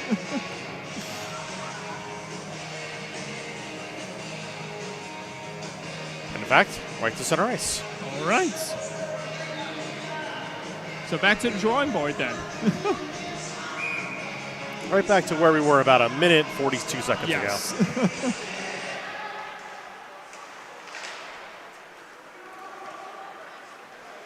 Niagara all on the gas there. Played back to the point. Coulter dealt on over. Shot from the top. Blocked again. That time Valenti may have gotten a piece of that one off his back. I think they might have an earpiece down on the Stony Brook bench here. That's a good block shot there. Oh! Seth Coulter rammed into Dylan Kowalski there. Kowalski there shaken up, but he's up and on his feet. Getting the effective smelling salts on that one. Doesn't get any more hockey than that. Textbook neutral zone check. Laid perfectly by 24 on 24.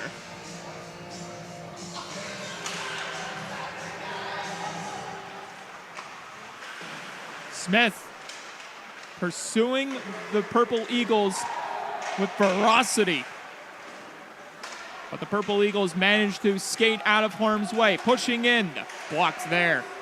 But it can't be cleared away by Stony Brook, and it gets blocked yet again.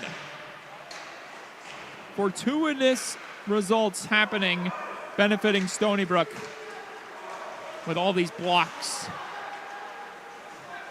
And here's another chance. Shabbat sending that one in deep, but he goes off to the bench. New reinforcements out for the Purple Eagles. Here's Nick Newman. Newman gets shouldered there by Taylor.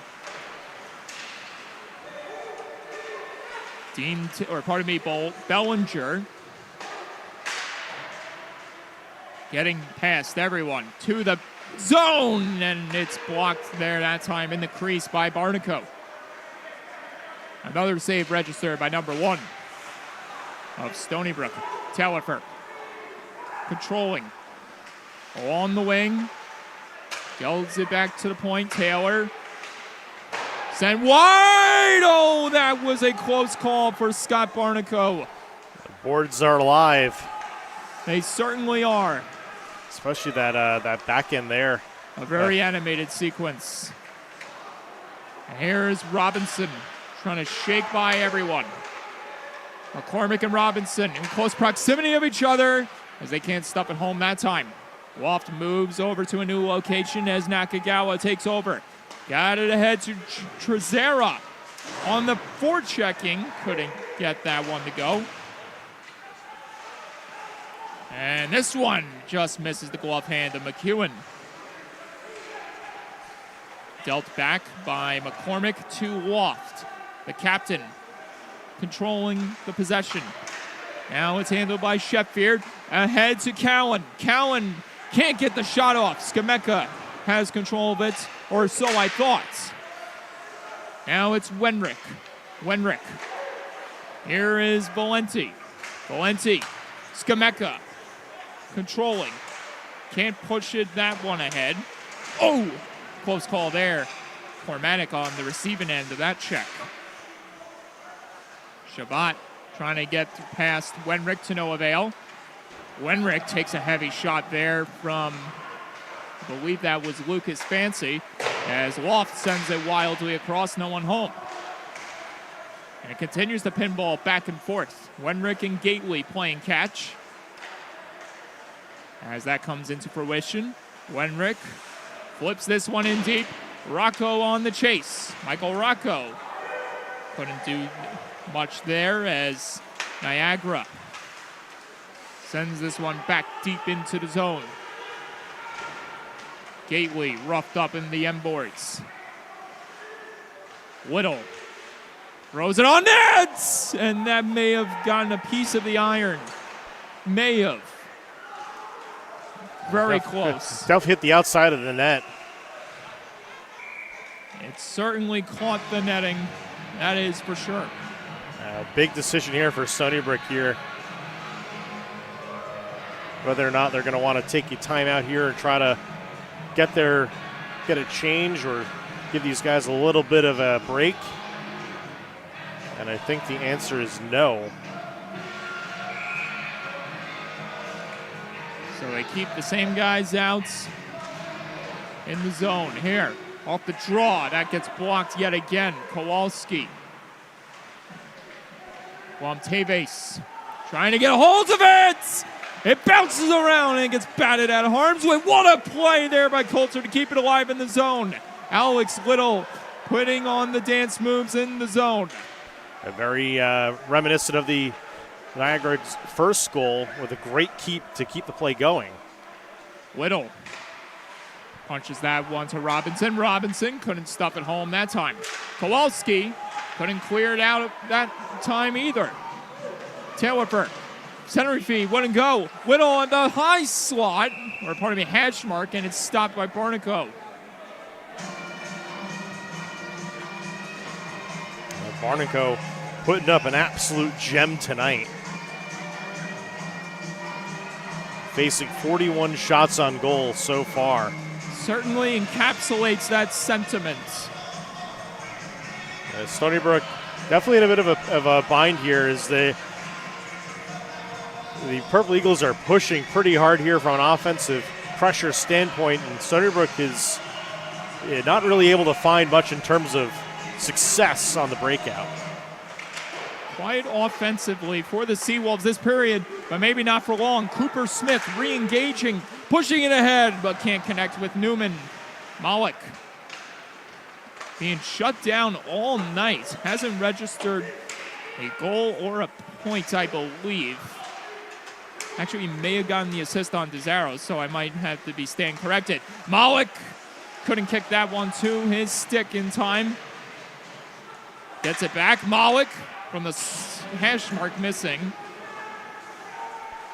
I think they're going to give him a shot on goal anyway. Mancini, Valenti, keeping it in the zone as that one rolls away from the net area. Valenti again with a keep at the top, getting it down low. Newman pinching over, but he couldn't get a hold of the possession. This leads to Niagara back in the zone. Cowan denied by Barnico. A stick save and it ricocheted out of play. We got to take a look at this again here. This is Niagara not seeing what they have in front of them here. So they're going to do a great job here of stopping the Stony Brook offensive opportunity here. And they're going to break out. They're 3-on-2. But now they're 2-on-2, and now they don't have an opportunity to even make this a play here. Yeah, no, not at all. I'm sure the coach is going to say, appreciate you getting off, but we're down and we had an odd man rush. Either that or there was a miscue on the bench. Could have been. It's a mystery that we may not solve right now. Oh, Ermelini running into heavy pressure there, courtesy of Schneidmiller. Those two have a chat. Schneidmiller directing traffic as Gilberts dangles away from pressure, moves in, but then he's walloped along the glass. And here's Nakagawa rushing back the other way, gets a shot from long distance, and it's pushed away by McEwen. Another save registered for the Purple Eagles. That mind their heads up. One lucky fan with a lucky puck to go out of play. Time is slowly ticking away here for Niagara to get something on the board as we're down to 11:49 in the third. Stony Brook is slowly closing the shot gap. They certainly are. Slowly. It's a 12 shot on goal gap. I think they were 17 earlier. Slowly but steadily. The block shots are going a long way to helping that. I really wish we had a block shot counter, Trevor. I wish we had a lot of things. And so does Coach Chris Garofalo. But we're glad we could bring you the game at least. Absolutely. And this game has delivered us everything we wanted. Bellinger can't get it across. Great back checking by Stony Brook yet again. Cesaro pushing ahead, re-engaging. Skameka! Whoa! Whoa, indeed. A little bit of an errant bounce there that is easily corralled by McEwen. A near fortuitous bounce getting past McEwen, but he was ready for it. Indeed. Stony Brook definitely it almost feels like from like a effort and momentum perspective, it's on a nice edge. It's been going back and forth so much.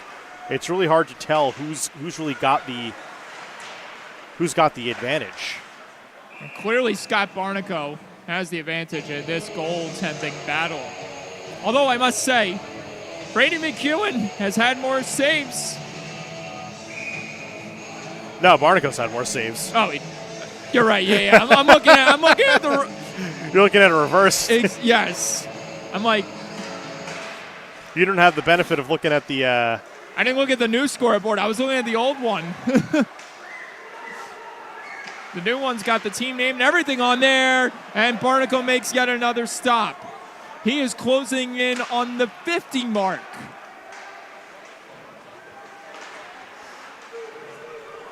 Juan Tevez galloping in. Juan Tevez couldn't set up something there that time. Cowan picks up his stick yet again, retrieved it.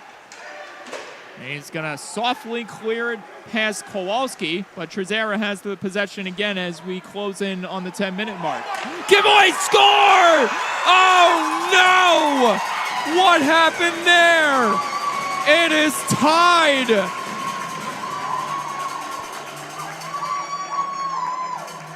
Adam Sochka, the 6'3" Czech Giants with the equalizer.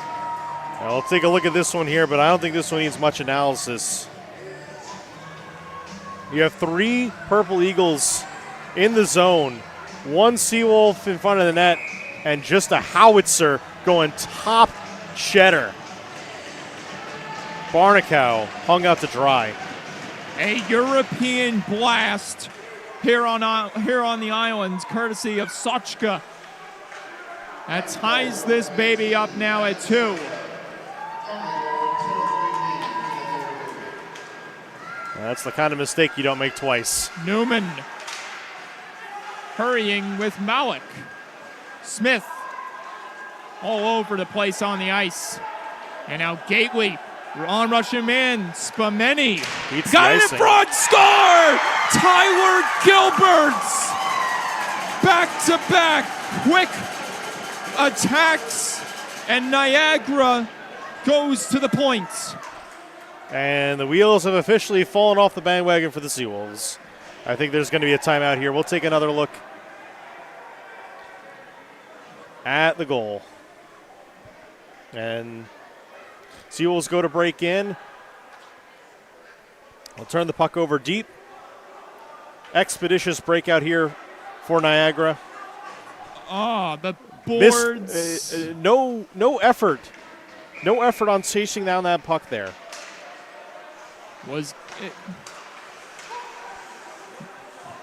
Gately could have been out of gas, but man, just an unfortunate You had 2 results. Seawolves that just didn't skate out the puck for icing. You beat out that puck, that whole play never happens. And Tyler Gilberts has nearly scored at every possible location tonight and has done almost everything to get a goal, and he's got one now. And Justin Nakagawa is Nakagawa's going to finally get his call for interference. Stony Brook with their first power play of the night, and perhaps now their biggest opportunity of this game. And it comes courtesy on the back of Nakagawa's relentlessness. They've had the luxury of scoring 4 power play goals in head-to-head play against the Purple Eagles. Can they do it a 5th time as Tom Moradian has I don't know an why exchange with I don't know the why men he's in having an stripes. exchange on this one, because it was a pretty cut and dry one. Unless maybe you saw something we didn't see from up here, but Either way, everything is about to ramp up. It sure did in a matter of moments. And here we go. Gately, Ermelini. Walking the line along the boards. Kozicki pressured by Coulter. And this one cannot get out of the zone. Ermelini with the keep. Got it back to the point. Nakagawa! Save McEwen. Kozicki. Ermelini pinching over to keep it in the zone yet again. Kozicki. Ermelini. Nakagawa rushing over to keep it along the wall. Cormatic, Nakagawa, Gately at the top. Gately holding, waiting. Gately.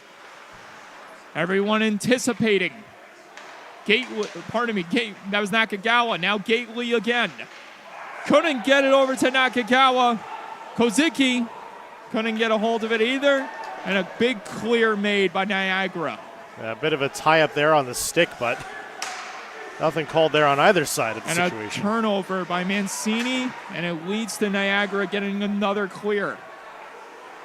This power play brought to you by Stony Brook Orthopedic Associates. I knew I was forgetting something. Thank you for having my back. That's what we're here for. Absolutely. Stony Brook just struggling to get something off the ground here. And again, that's 3 straight clears for Niagara. Down to 30 seconds here. Stony Brook's got to regroup and come up with something here. Maybe take advantage of a very static Niagara line, but they're going to go ahead and dump it in. Skameka. Mancini. Wenrick. Holding. There's a chance. Newman. It's about to be 5-on-5 hockey all over again. Wenrick. Larson wide of the nets. Mancini taking the task. Stony Brook changing their defense. Newman staying with it for a moment, and it's cleared out by Niagara, and this is going to go for icing.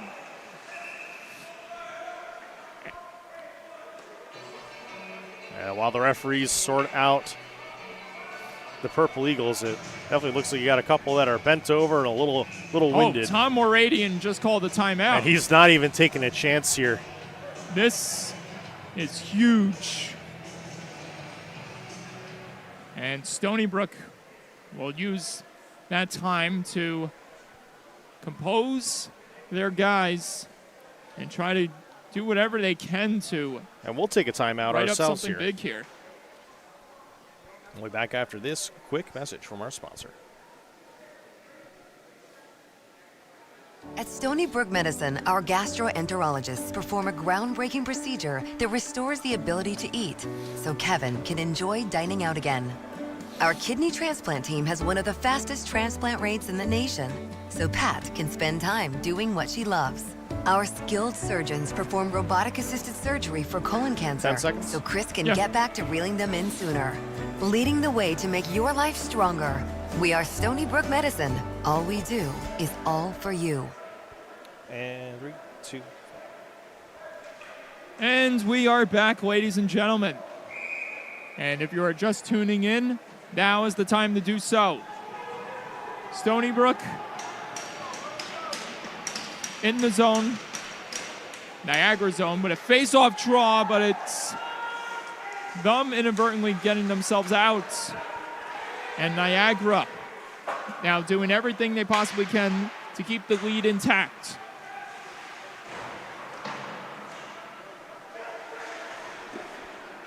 Chance there denied.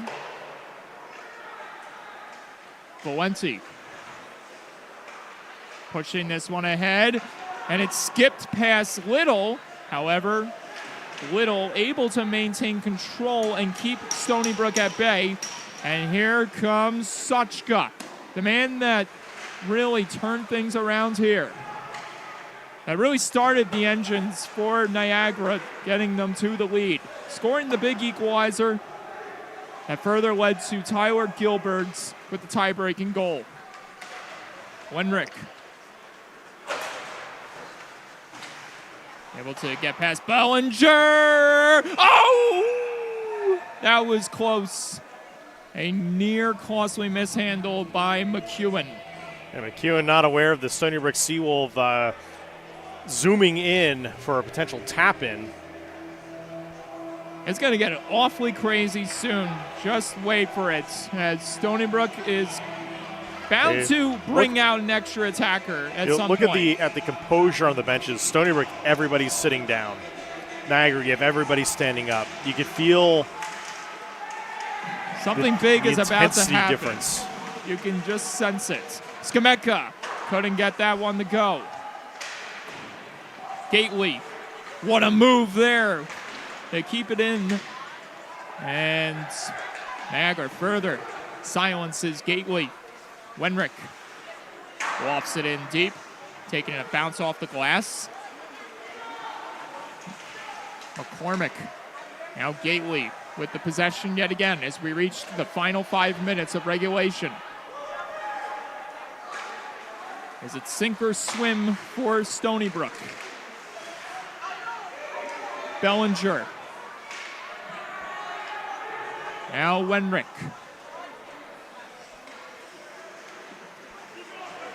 Fakes out Robinson.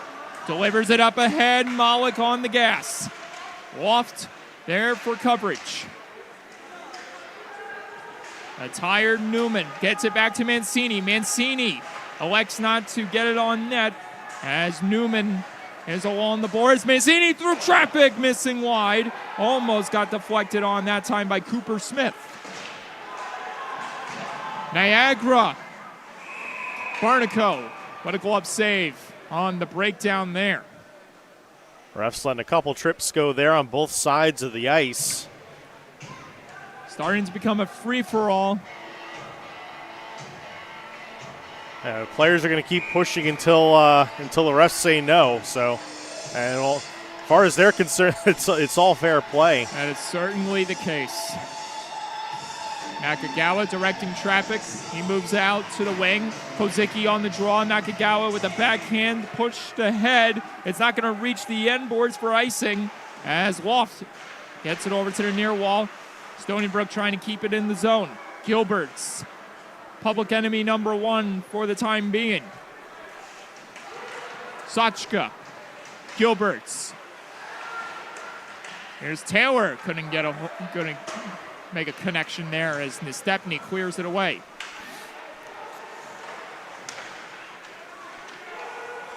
Seth Coulter. Oh, he got drilled by Paul Tesaro, but stayed on his feet. Valenti put to a stop there by Robinson. Breakdown 2-on-1. Robinson, score!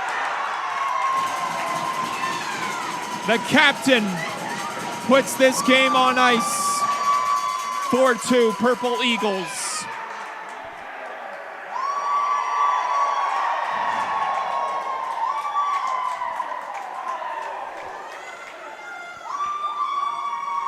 That's just a good goal scorer's goal.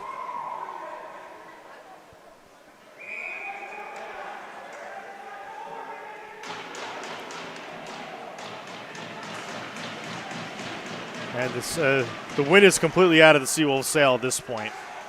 And so is that timeout and any extra attacker. 3 minutes to go and everything.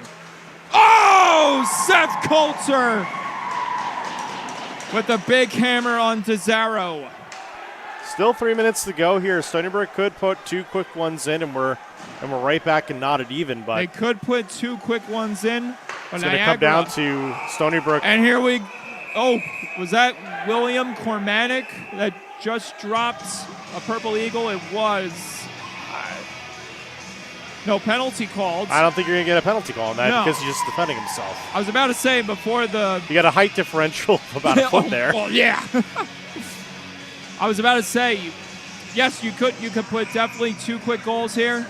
But it's going to be a tough one. It's going to be a tough one with the fact that Niagara is instilling so much physical energy against them that they're trying to get Stony Brook to take some bad penalties the rest of the way here.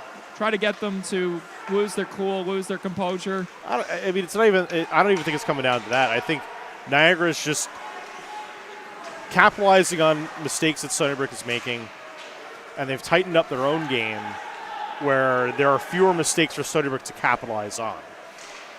Oh, Nick Newman flattens another one. A good clean check. He bowled over Schneidmiller. They teach it growing up. 3 feet from the board is the most dangerous place you could be. Wenrick couldn't get through traffic there, and he took a high hit from Gilberts, and he takes another slash from Gilberts. Mancini with a dart from long range, stopped by McEwen and cleared out. A level of confidence from McEwen to just drop the puck and send it. Kind of shows where Stony Brook's forecheck is at this point. Robinson trying to get another chance to go. Stony Brook all over the place, bunching up in the zone with a minute and a half.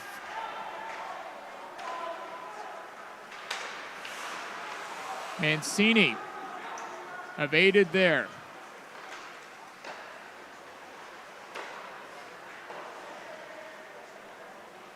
Even Barnacle is all out of sorts. As we embark on the final minutes of this hockey game, Michael Rocco taking a bump there from Loft. Stony Brook had a couple good goals in this game, but mistakes were really the story for them, as basically every Niagara goal came on the back of a critical Stony Brook defensive breakdown. There's the Trezera misplay that kind of started it all, and the wheels just kept on falling off from there. Kochka, right place, right time to take advantage of it with the big blast upstairs. And to make matters worse, Scott Barnacle may not go home with a 50-piece here.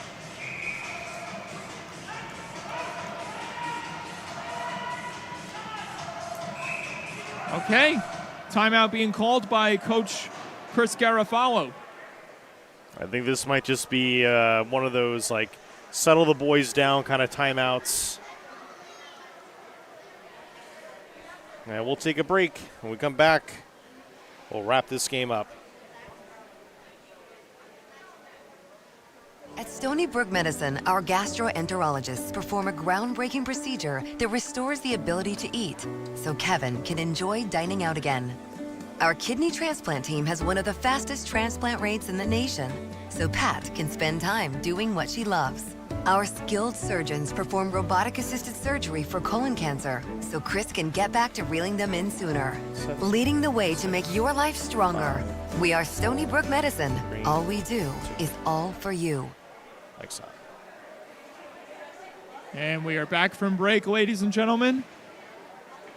Things have taken a turn for the worst for Stony Brook. After leading 2-1 entering this At Stony third Brook period, Medicine, they've given up.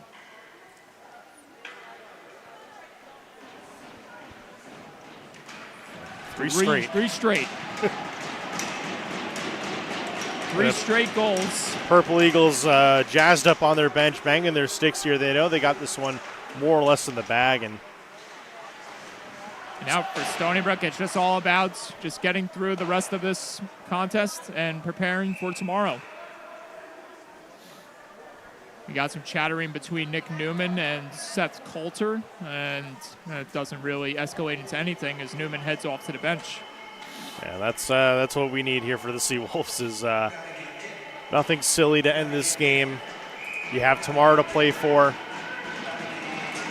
You have 45 seconds or 43 seconds left here to try to do something, and you're not going to do it from the penalty box. Not at all. Pushed out of harm's way by Niagara, but it can't be cleared out. High stick, no whistle. Gately, maneuvering. Gately, controlling, delaying, firing, over and wide. And Alex Little takes off with speed, takes another hit from DeZaro. And you can hear the elation building up from Niagara's bench. A crucial comeback victory for the Purple Eagles. A good effort here from the Purple Eagles there. Even down 2-1, they stuck to their guns, they played their game, and they're rewarded here with a good, clean victory here. Handshakes and congratulatory pats on the mask for Brady McEwen. And there you see them in live picture. Brady McEwen with a gem of a game tonight, 35 for 37. Whereas Scott Barnico almost stopped 50 pucks tonight. But more importantly, just wasn't to be, as Stony Brook does not get the victory. And they'll prepare for tomorrow night. Before they leave, though, they're going to salute the fans who watched them put out this effort.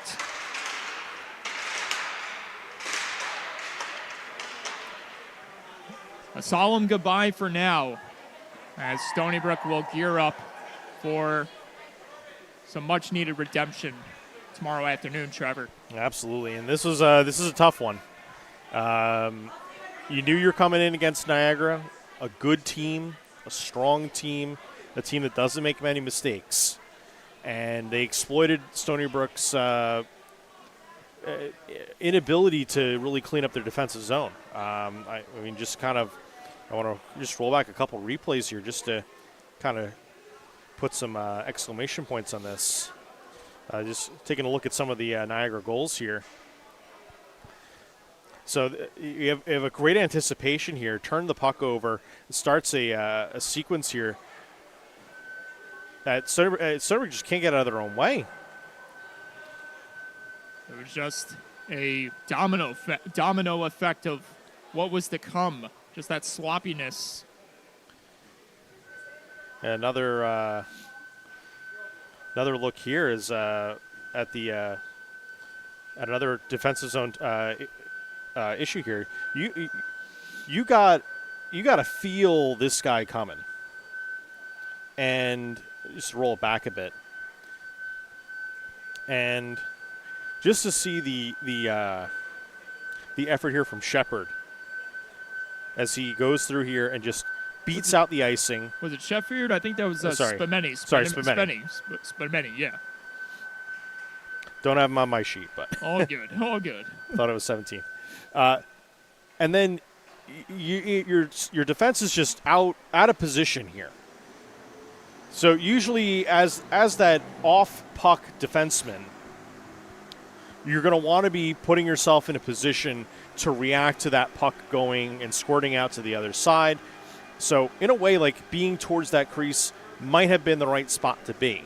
But you have to be aware of what's going on outside of the situation as well.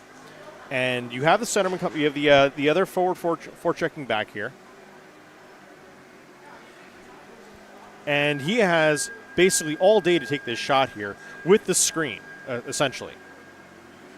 And he's able to pick that spot and put it in. And then the last goal here, this is just a classic. Let the goalie take the shot, but it's a tough one to swallow. I want to go back to the tie-in goal though, because that really just a big thing too. That also similar to the goal by Gilbert's. This one on the defensive mistake as well. Yeah, this is definitely probably the most egregious of the mistakes here, and we'll play this one back here. We meant to play it in that sequence, but all good. There's a lot there's a lot of replays to go through, and so you're turning up the ice here. You have your head up here. You're looking up the ice, and you're seeing you got 2 white sweaters in front of you. You know that your defensive partner's behind you. possibly 3. You got Gilbert's waiting in the shadows, too. I'm not even worried about the guy that's outside of the zone. We'll roll it forward a little bit here.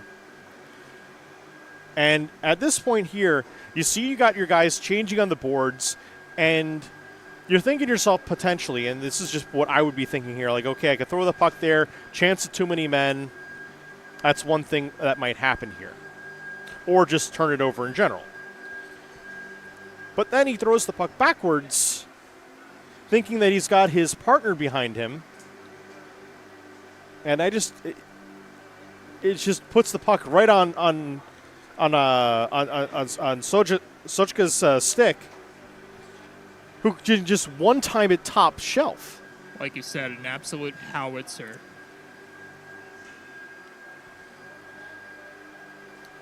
And that, I mean, I'll be honest, that was probably the goal that deflated the Seawolves. Certainly did. Because after that, everything just felt like it fell apart. It fell apart immediately within under a minute. Back-to-back goals, Gilbert's, and then the cap off the night, the captain, Robinson. Well, I think that's a full analysis of tonight's game. Certainly was. So Stony Brook not able to get the victory as they fall to the Purple Eagles with now their record standing against Niagara 2-5. 2-5. They'll look to split the series tomorrow against them. I will not be here, unfortunately. I have a wedding to attend, but that is okay. Life happens, and I'll be back next Saturday, if I'm correct, next Saturday when Stony Brook goes head-to-head against Oswego. I don't know if you're going to be here tomorrow, Trevor, but if you are, I wish you good luck, and hopefully a better result turns out for you on tomorrow's broadcast. Indeed. Well, from all of us here at the rinks, Mike Calandra, Trevor Magnani, thank you for watching, tuning in. Be sure to tune in tomorrow night, and we'll see you next time. Tomorrow afternoon. We'll see you next time.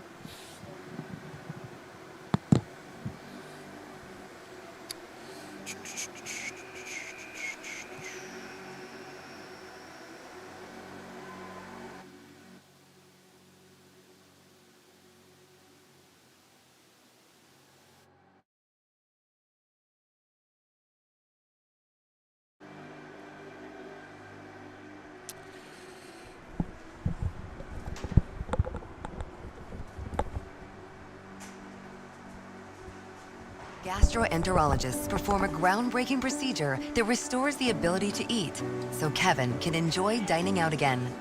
Our kidney transplant team has one of the fastest transplant rates in the nation, so Pat can spend time doing what she loves. Our skilled surgeons perform robotic-assisted surgery for colon cancer, so Chris can get back to reeling them in sooner. Leading the way to make your life stronger. We are Stony Brook Medicine. All we do is all for you.